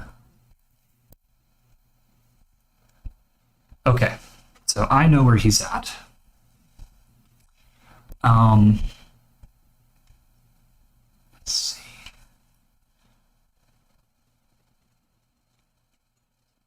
Okay. Yeah, so I have done in my head what I want them to do. Yeah. So that means we're at the top of the round, and you haven't taken damage this round, so you get your shield regen. Yes. So 15 shield returned to you. Now we're looking okay. Ish. All right. Now it is your turn. Okay. I'm gonna have to keep sneaking, keep slinking through the slummy slums. I'm gonna be back against the wall still and move around this corner for 1 and duck out between the outhouse and the back of this building for 2 and then go around this corner again 3. And I'm gonna park it right in front of the outhouse. Okay. And is it closed or is it open? Is it closed? It is currently closed, yes. Great. So I want you to make what is this?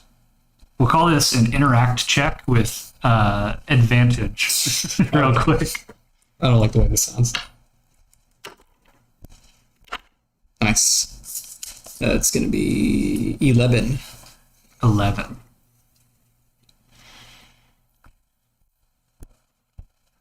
Let's see.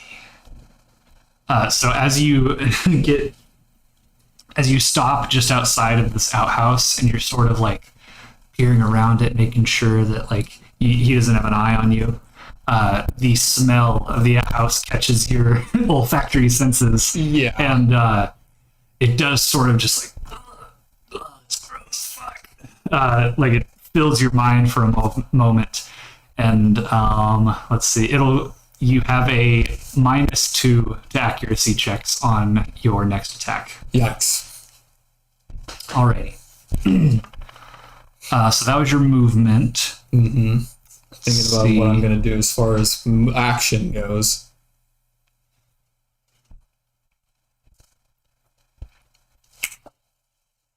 Should have just let myself get low on health and on purpose so I could just immolate myself. Whoa. I thought about it last session. What does immolate do? Well, it gives you a huge boost for fire attacks when you're at half health or lower. Oh, okay. And so in the encounter with the hand, when I knew that they were coming for me, when I was ducking inside that house, I thought about purposely shooting myself to immolate myself so I could do like max fire damage against the hand. That is some psycho energy. That is so Krieg in Borderlands 2. Yeah. That's actually his like one of his skill trees is all about that, just lighting yourself on fire for bonuses. Yeah, That is his exactly. whole character. It would have been a big Krieg move, but the party handled it pretty well. Yeah. So I didn't have to do that. All right. What else would you like to do? So you've moved. Got a little stank in your nose. Yeah. I'm going to use Restoration again. All right. I know this guy can do big damage, and I don't want to gamble like that. Alrighty. So roll another d4. Okay. So 3 this time, plus 4. Yep. So 7 health. Sweet. I broke your shield earlier. Almost. Oh no. It was like down to like 5 or 6 Oh, were you already damaged? at the start of this fight. Yeah. Yeah. Oh, okay. I didn't know that. Yeah. That's all right. What do you call it? Sirens are very survivable, especially when you're playing solo. Right. It's very survivable, so I can make things happen. What did I say I got? 7? 7. Yeah. All right, cool. Okay. I'm just going to have to, I'm not on the ground, but I'm hunched over because I'm ducking underneath this outhouse, but also trying not to be too close to the door because it's gross. Yeah. The smell is like creeping out between the crack of the door and the hinges. But I'm going to stay. I use 3 of my movement to just stay right there. All right. Gotcha. So now it is this guy's turn. I'm using a different fucking dice. Okay. Actually, I might not need to use it. Let's see. Gotcha. So as you stop by this outhouse, you yet again hear the flapping of wings, and this time you hear them get faster and faster as this guy swoops down at you. And he is going to... I will roll. Oof. Ugh. So that's going to be this and this plus this. Wow. So it's going to be 14 damage. So almost what you just restored. Literally, yeah. For your shield, at least. So 14 damage. You can now see now you can see this rack up nice and close. It is a red rack, which is not all that common. A lot of them are brown or gray. Yeah. This one is red, though. And it just sort of screeches at you as it scratches on your shoulder when it flies by. But that is all of its movement. So it is now just sort of flapping its wings in place, just maybe like 7 feet off the ground, just above you. Oh, okay, just Not like directly above you, but sort of in front and above. Yeah, up in the air. Yeah. Just over the rooftops of these other areas. Mm-hmm. Sicko. Okay. Does he do anything? Not that you know of. Not that I know of. Could be right around the corner. Makes me All right. makes me really uncomfortable. Let's see.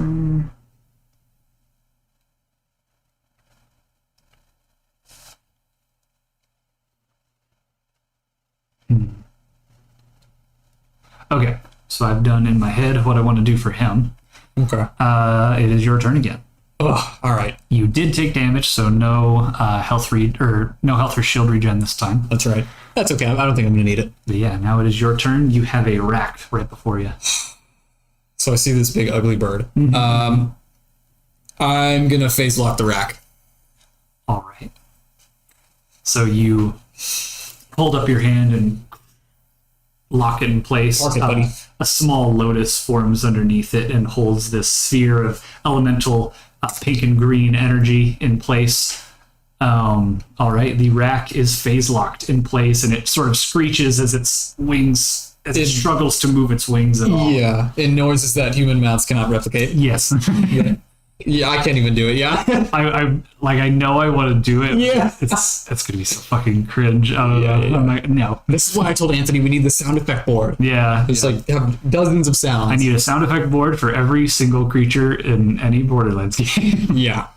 Yeah.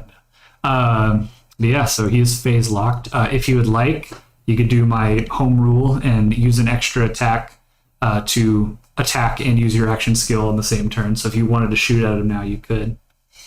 Is it going to cost me mayhem? Yes. I figured. That's okay. I'm okay with that. I'm going to move first, and then I'm going to shoot him. All right, where you moving? I'm going to move back and get away from this fucking outhouse and go back to the original building that I was stuck in out from the first time. Right. Does your action skill say it gives you any sort of bonus to hit on an enemy that's phase locked or anything? It actually doesn't. That is interesting, because that's like the whole point of it in the game. Well, it probably does when you get better skills, but we're not high enough level. I guess. We're like mid-tier hunters right now. Mid-tier vault hunters. Can I see the action skill real quick? Yep.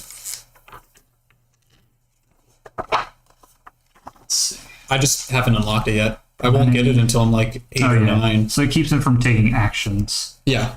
He's stuck. Okay, yeah. So he's very stuck. He's very stuck. There you are. Plunk. Yeah. So I move back, and I'm going to set myself up a shot and just take a knee. Take a knee and make a shot at this guy.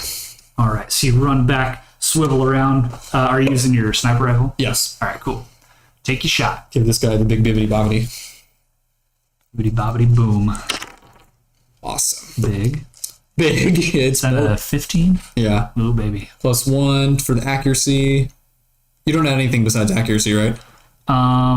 Let's see. So that's a sniper rifle. Oh, this one already has its own bonus. Holy crap. Yeah, 16. It's more than 3 squares away. Yeah. So you get another 3 to your accuracy. Yep, so that's a 19 on the hit. Yep. So that's going to be the max damage range.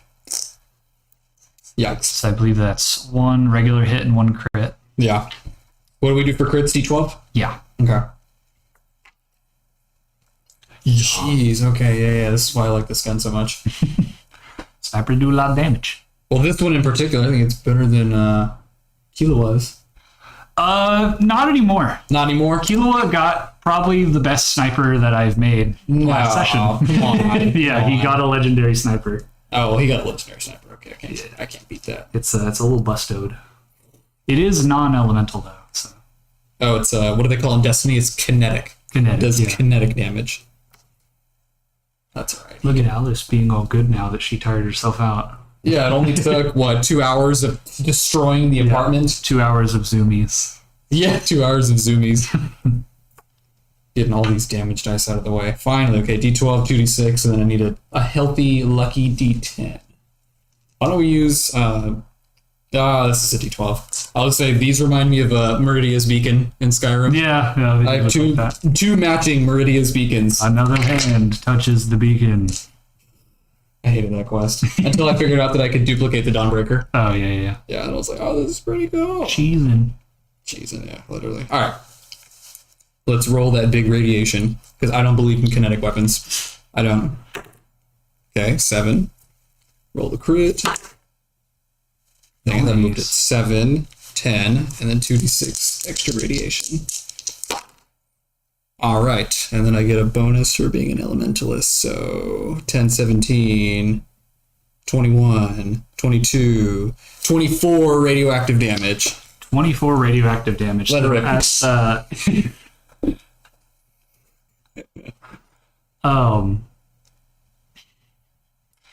So as you fire this shot at this rack as it's suspended in your phase lock bubble, the radiation slams right into the center of its body, and you see it just completely from the inside out just billow through it, sort of like it makes all of its limbs seem like they're morphing in a way, just like bubbling and pulsating. And soon after, it screeches out one last time, and you see it explode in radiation. And as this explosion is contained within your phase lock bubble, the radiation sort of swirls around with the other siren element like energy of the bubble. Yeah. And as this happens, a human walks out of the outhouse and just goes, "Yeah, that's almost as worse as mine." And he just sort of walks away. That's disgusting. He doesn't know what he's missing. Yeah.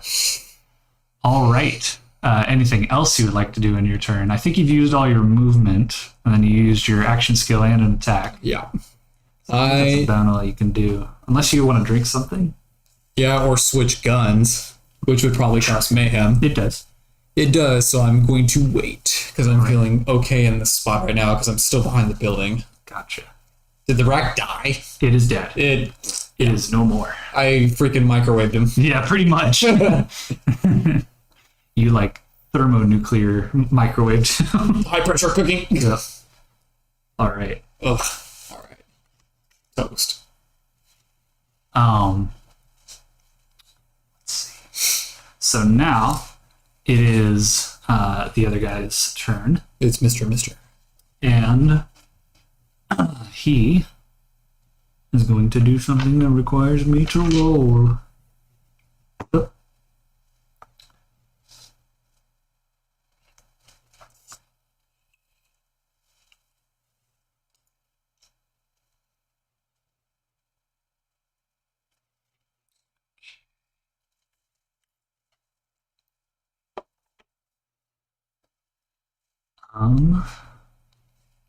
I want you to make a search check real quick. I think we can do that.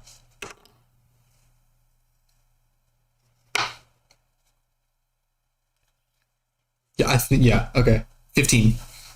All right. With a 15, you can hear the footsteps of the person who was shooting at you just around the corner from where the outhouse is.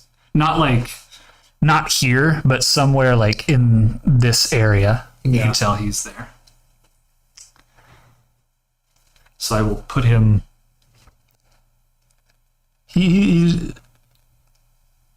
I'll just hold on to him. Right, he's somewhere. Generally where he's somewhere close by. Yeah.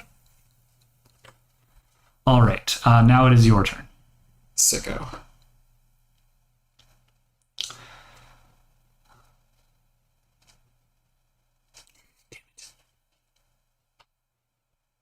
Okay, I am going to have to swap guns. Okay. So, Geiger rifle did its job. I'm going to tuck that boy in and put it back on my back shoulder strap. And I'm going to pull out... Oh, Dad's right in front of me. I'm going to pull out my handy-dandy Frozen Paradigm. Alrighty. Because I have a feeling this guy doesn't like Icy Boy stuff. Okay. I'm going to sneak around the corner again and get around to here, where I'm between the outhouse and these two encampments or these two buildings. All right. And now I'm tucked in, so he has to come to me. Gotcha. All right. So you're just waiting there. That's all for your turn. If you swap guns and you make an attack, do I still get a regular attack? Or would that still count as an extra attack? Since swapping guns was my action. No, you could swap your guns and do a regular attack. Okay. I'm going to cast Restoration on myself again. All right, cool. Because I know he's going to hit me hard with something. Gotcha. Hell yeah. 4 + 4, so I get 8 health. Nice. Or 8 shield, I guess. Oh, does I think Restoration is just for health. Yes. It would say shield otherwise. Would it? Okay. Yeah. Damn, that's useless. Well, I'm not feeling risky. I don't want to immolate myself. So, phase lock wore off on that guy when he died. Yep. So I'll just hang out here. I'll wait for him. Okay. So now it is his turn yet again. This time, don't even need to roll for it. You can hear him as he bounds through that little alleyway there. You can hear him panting heavily. And he goes, "Where are you, you crazy bitch?" And as you Stifle your laughter. as you hold your frozen paradigm in this corner, you hear ding, ding, ding, ding, ding. And right before your feet, you see a grenade. And it is going to do... Let's see.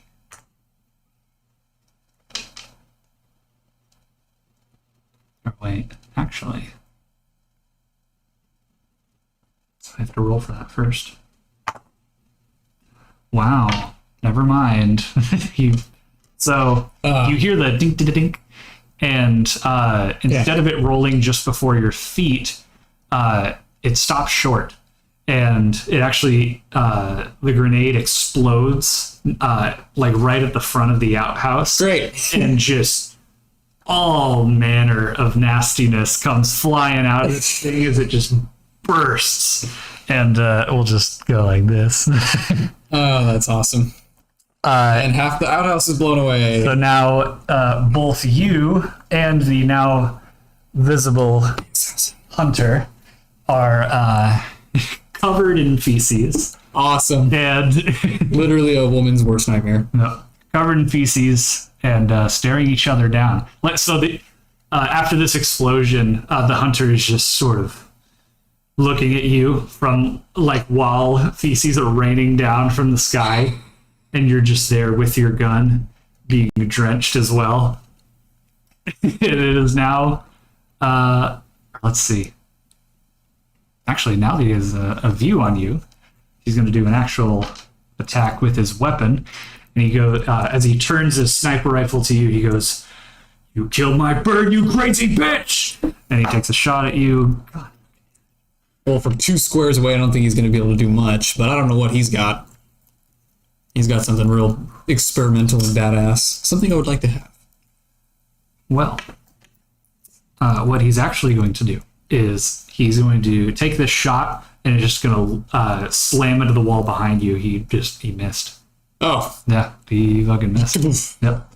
So the shot goes right past you, but slams into the wall behind, and it starts a small fire on the like wood on the like shack behind you, but it's quickly doused by the piss and shit that's going from the sky. Raining down. Yeah.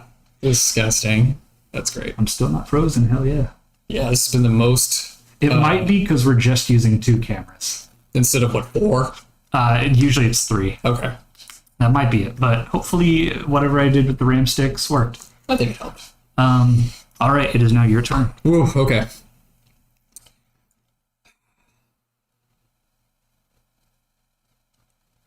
All right, screw this guy. I'm going to attempt to phase lock him. Oh, all right. I'm expecting resistance.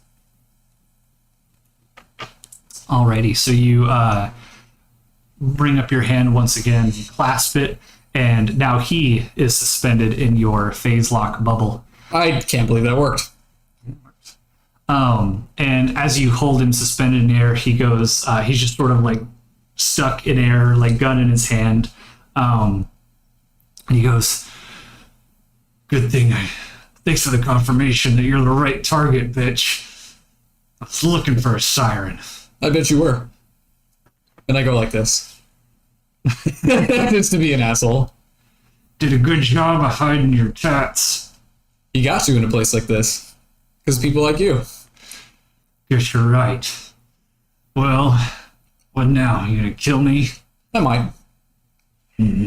How bad do you want to live? Make a talk check.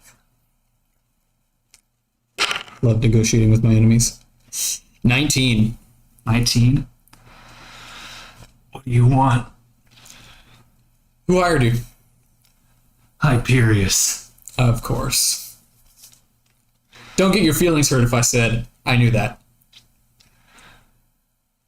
Oh yeah, I'm just shitting myself in embarrassment. I bet you are. I'm just sort of like wiping myself off because we're both covered in shit. All right. Let's see. Well, how long are you gonna keep me in this bubble? As long as I need to. What do you want? I think I want that, and I'm pointing to his gun. Oh, you're a fucker. You're a fucker, Christian. I know. You son of a bitch. I gotta do it with my company, my research. Make another talk check. Oh, he'll give it to me one way or another. 14. 14. Let's see.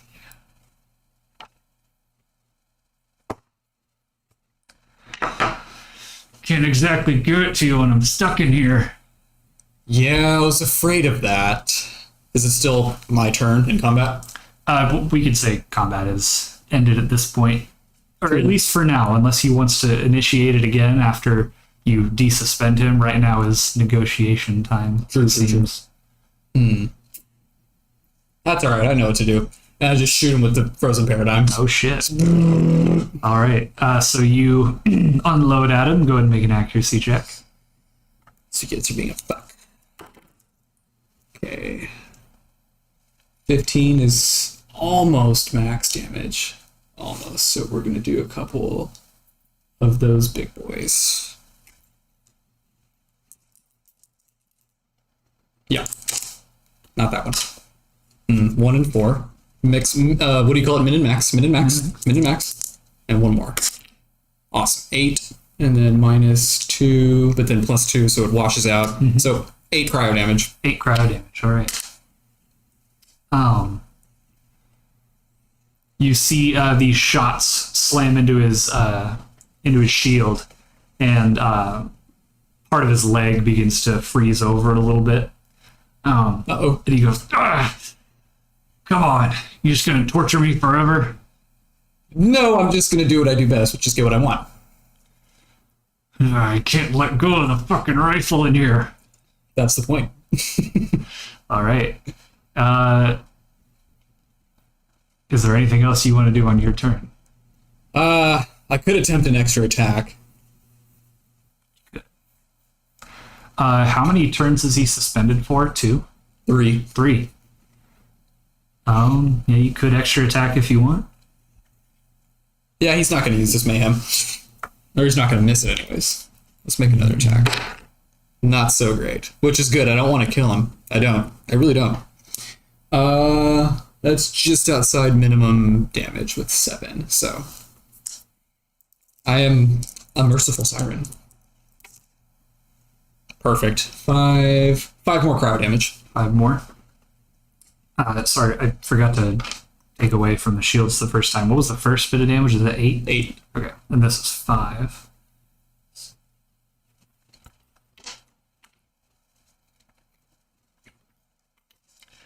Okay, his shield is still up, but you have now completely frozen one of his legs. Oh, cool.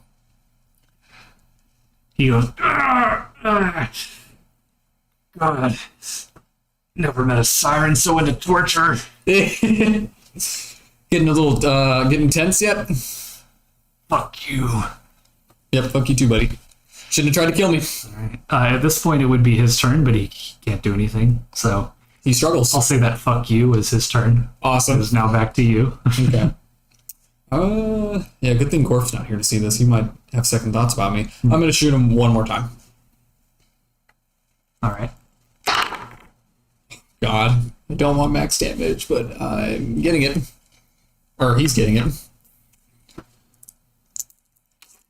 Okay, 4 and 4. Okay, 8, 10, 11, and drop us one more bad boy. 15 cryo damage. 15 cryo damage. This time, his shield has now been completely reduced.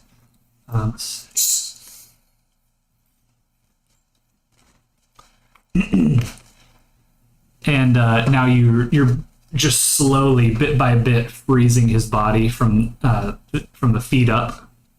You've now completely frozen his other leg. Yeah. He screams out in pain yet again and goes, "Come on, just kill me. Hyperius will do it anyway. Yeah, I know. And then they'll get you, you crazy bitch." Doubt it, but they're. I know they're gonna try. Is he almost frozen solid? He just from the waist down, he is currently frozen. Oh god. Okay. So I've got him phase locked and frozen. Mm-hmm. Okay. And your next turn will be the last one where he's phase locked. That is true. I'm gonna move forward 1 so that he's just suspended above me, and I'm going to attempt to pry the gun out of his hands. Okay. Make an interact check. Yeah, baby. That's going to be 18. And for the record, he's not holding on to the gun because he physically cannot let go of the gun right now. Yeah. Like of his own volition because of the phase lock. His like muscles are like he's locked in place. Yeah. All right. So you go and just. That was 18, you said? Yeah. Yeah, you pry the gun right out of his hands. And let me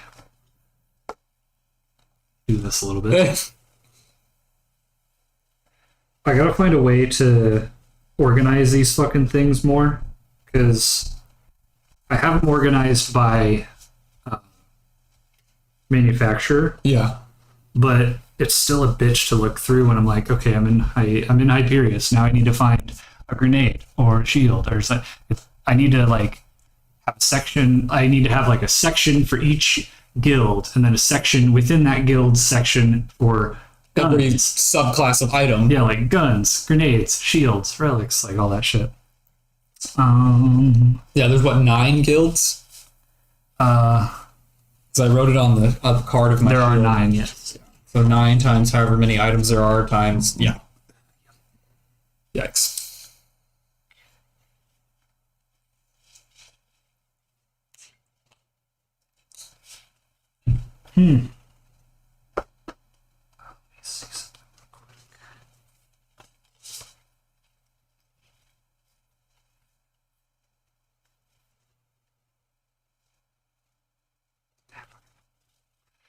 All right. So you pry it out of his hands, and now have the metallic volcano. Yeah, it's molten. Yeah, it's molten. Jeez. Legendary Malfactor sniper rifle. With flaming splash damage. Mm-hmm. Wow. Yes, sir. Poor Gorf. Or gore. Poor Gorf. That's what he was getting hit by the whole time. And instead of D10s, like snipers usually are, that one is a D12 for damage. Jesus, yeah. He took out Gorf's shield in like 2 hits. Mm-hmm. Look you, baby. All right, so you have... I think Bailey's is still better than that one. Really? It's really good. I think it's like 2d10 per hit. Yikes. Yeah. So yeah, you have the gun. What now? I'm kind of pondering to myself for a second, and I'm just talking to myself, like I'm speaking out loud because I know he can hear me, and I'm just kind of pondering to myself. Well, yeah, Hyperius is gonna kill him, and it's not gonna be pretty, and I could spare him the pain of that, but if I don't, he's either gonna have to live a life of hiding, or Hyperius will kill him. That's not good. So you're saying this all out loud? Yeah, I'm just kind of thinking to myself, I'm like, what is he going to do? What is he going to do? God, you adventurers are weird. I look up to him. How much do you like Hyperius? Only as much as they pay me. Good. What if we could pay you more? What do you got in mind? Well, your suitors are so interested in me that I think you'd have a good idea of how to get back at them, since they're so interested in me. So maybe you could do something for us and I'll spare your life. And we'll protect you from Hyperius. I still need money. How much are you offering? Depends on how good of a job you do. I don't know. Actually, make a talk check. I try and negotiate with criminals. Ooh, Wow. yeah, 25. Sounds like a pretty sweet deal. Just let me down from here already so I can thaw out. Okay, and the phase lock fades. All right, you release your phase lock and he falls to the ground with frozen legs. Yeah, So he is gonna take the big ouch. a bit of an ouchie. I thought that was an 8. It is actually a 3, so he's not as bad off. Okay. He takes 7 damage as he falls to the ground, and his frozen legs just crash into the ground, and you hear him go again. And you see him, he kind of starts, the ground here is a little uneven. So he just sort of starts like sliding to the side a little bit on his frozen legs, and then he falls back flat. All right, what's next? This fucking guy. I did do this to him. I'm gonna pull him by the arms and start dragging him across the ground back towards the house. Okay, so you guys head back to the house. Okay, you come in like this. As you walk inside, you hear Gorf go, "Oh, thank goodness you're okay. I heard the commotion from here, but you seem to have it under control from what I could hear." Yeah, man, things got a little nasty out there. And I'm looking around this old guy's kitchen for like paper towels, sponges, like a rag, a towel, something to clean myself off with. Okay. Oh yeah. Also, as you walk inside, Gorf goes, "Oh man, you guys smell like my mum." Gorp, you don't have to tell me anymore. I don't want to know. Right. Maybe you should find a bath. Yeah. That one too. And the dwarven man walks downstairs that you saw earlier and goes, There's a bath right over there if you'd like to use it." Yes, please. All right. So we'll say you take the time to first wash yourself off, and then you start a warm bath for the for the Hyperius guy, for the hired gun, and you sort of to like lift him up and drop him into the bath. Takes a little effort, but you're able to get those icy hunks that are his legs into the bath, and they over time begin to melt away. You have to, it's so cold that you have to like drain the water and then fill it up with hot water again in order for it to defrost. But after, over the course of like 45 minutes, you do defrost his legs. As they defrost, though, they do start to bleed a little bit. What would you like to do in that case? Oh man, he might not make it. While his legs are pretty fucked up, he doesn't seem to be all. He's not like just clinging to life. He's still got plenty of life in him. He just did not enjoy the torture. Right, he's messed up. Yeah. Okay. So what will you do with this now bleeding man? All right, buddy. And I know he's sitting in the bath, so I kind of just squat down next to the bathtub. All right, buddy. You're gonna tell me what did you see when you went into the Hyperius Guild? Aren't you gonna stop the bleeding first? He's like putting pressure on a couple of the wounds. Yeah, man. Just keep talking. Oh, jeez. I never went inside. They just contacted me over Echo. Okay. I was afraid you would say that. Who did you talk to? Did you get any names? They never gave me their name, but I'm pretty sure it was their head of espionage.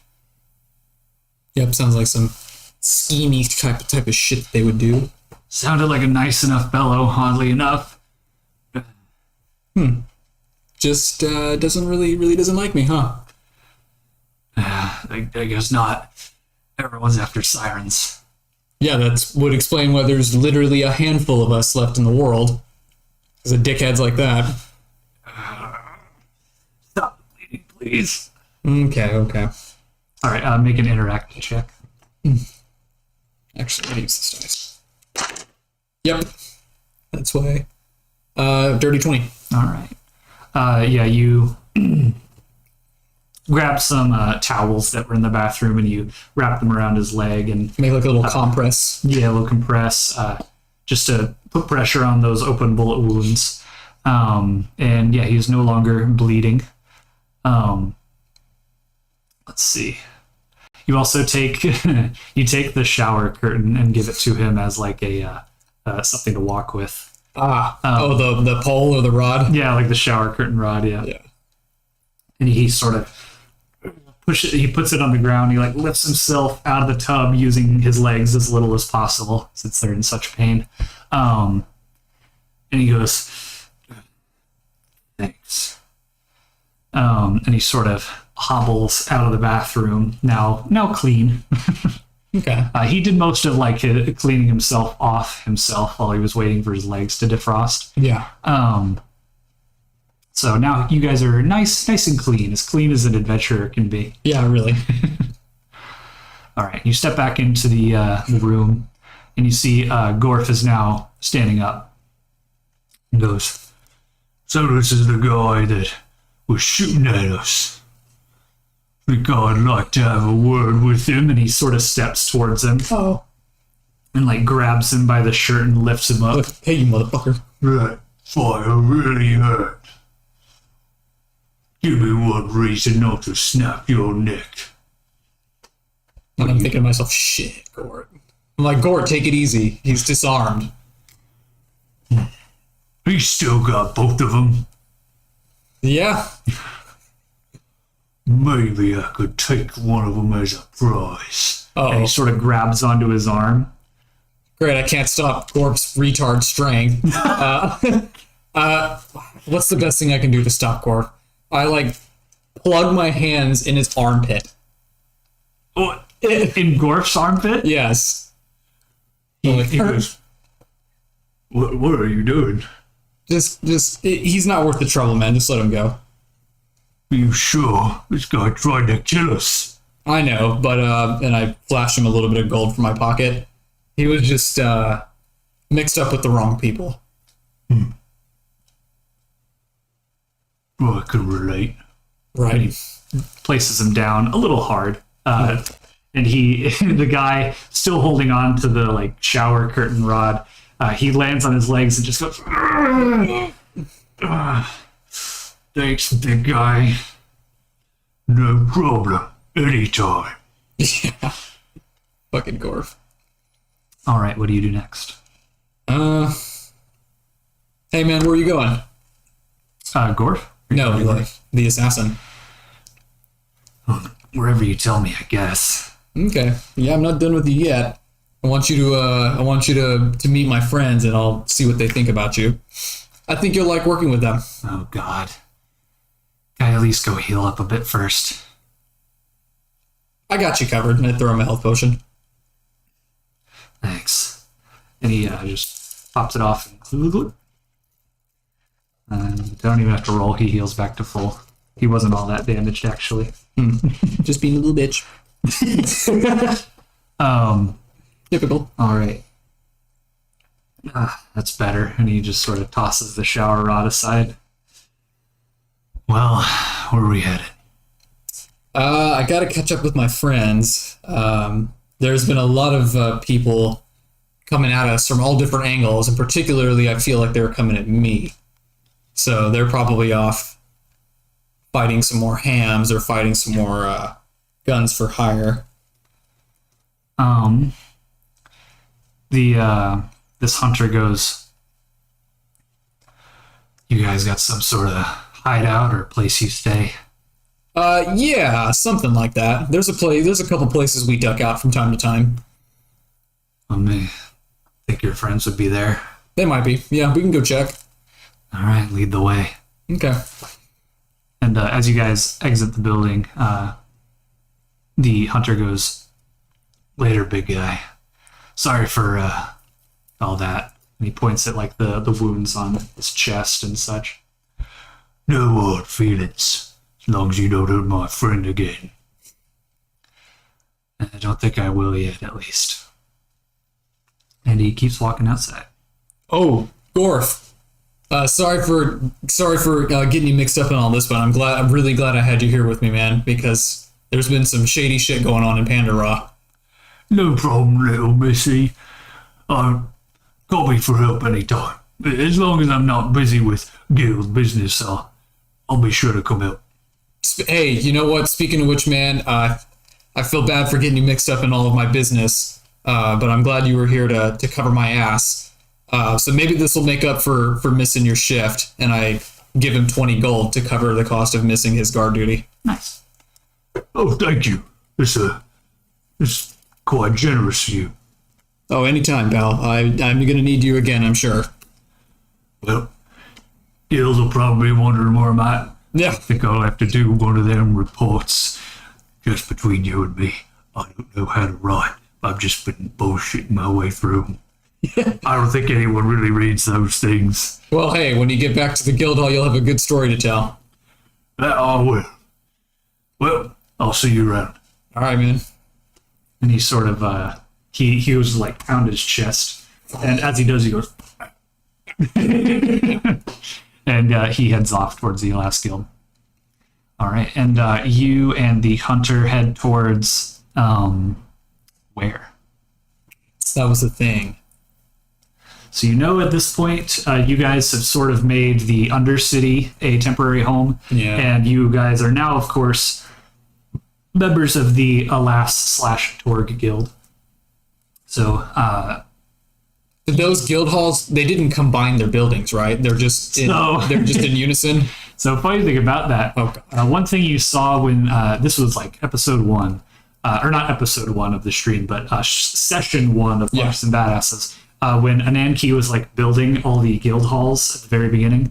And then Torg's ship Like crashed into the barrier around the Aether Sphere as it was all getting built. So the Alas Guild and the Torg Guild are like Torg's rocket is like lodged into the side of the Alas Guild, but not in a way that like damaged the guild hall at all. It's just a part of it now. Yeah, he's just... So like the side of the rocket is in like the corner of the building on the second floor. All right, buddy. So yeah, you know you're now welcome in the Alas Guild, and you also have temporary, or possibly in the future, permanent lodgings within the Undercity that you guys cleared out. True, but I don't feel safe down there because of how many encounters we've had. So if you wanted, so first of all, you know that it's clear of bandits. There are no more bandits within the Undercity. You could contact, I'd let you guys know at some point. I don't actually know if you were here for this session or not, but you guys can use your echo stones that you have, like on your temple, to contact any one person that you have been in echo contact with before, once per day. Oh, okay. Once per day. Yes. Okay. So you can contact any of your party members if you like, or any like Torg or Whitford from the Alas Guild. Any one of them. You could contact and be like, hey, what's up? I'm going to call Whitford. Okay. So you reach out with your echo stone, and Whitford very quickly picks up and goes, Anastacia. Good to see you. Or good to hear from you. What can I do for you? Hey, Whitford. You mind if I come? If you mind if I stop by the hall real quick? I got somebody that I want you to meet. Absolutely. Bring them by. I'll be here. Okay, we'll see you soon. All right. So you make your way to. You start making your way towards the Alas Guild, and while you're on your way, actually, let's see. Oh, thank God! I thought you were going to say random encounter. Rewind. Okay. As you're talking to Whitford, we're going to go back onto this call. He goes, the rest of your friends came by not too long ago and made their way towards the Undercity. Were you looking for them? Yeah, I kind of was. Well, I'm sure you could find them under there. I haven't seen them since. Haven't heard anything from them yet, but I'm sure they're fine. Okay, I believe it. I'll have to go reconnect with them here soon. Sounds good. See you soon. Okay, see you soon. All right. He hangs up the echo call. Are you going to head to the Undercity or the Alas Guild first? I'm going to head through the Alas Guild. All right, cool. So you head there. Just, let's see, you are... so pretty long walk, actually. Yeah. Takes about... Get 20, across side of town. Yeah, it takes about 20 minutes for you to get there. As you are leaving the slums, you could tell people are now starting to like poke out of their homes again and go about their business now that stuff has quieted down a bit. Yeah. The bullshit's over. The dwarf was like cleaning up his house as you guys left. Oh, poor guy. He was taking some sort of spray and like spraying where you guys had been with your stank that you were covered in. But you guys leave, and after some time, you make it to the Alas Guild, where Whitford is waiting in sort of the courtyard, talking with some of the other guild members. Perfect. And he sees you and goes, alas, Anastacia. Alas. Alas. Now, who is this person you've brought with you? He's an adventurer like us. I see. And I found him around in the slums, and I think he is in need of a opportunity to turn his life around. Looking for a change, I see. What do you see in this man? I think he's going to give us the opportunity to get back at some of those people from the Colosseum, specifically Hyperius, because I really feel they've got a lot to do about pulling the strings in this whole operation. I see. Your compatriots came by not too long ago, thinking much of the same. They too seem to be preparing for a bout with Hyperius very soon. That's what we're feeling, yeah. And you think this one might be of use to you? He's got to prove himself a little bit, but I think he's got the spunk. My thoughts exactly. He looks to this hunter and goes, you are not a part of the Alas Guild yet, but if you prove yourself, you may be of use to us, and as well as this woman and her friends. What is your name? Yeah, what is your name? Name's Rigby. Love it.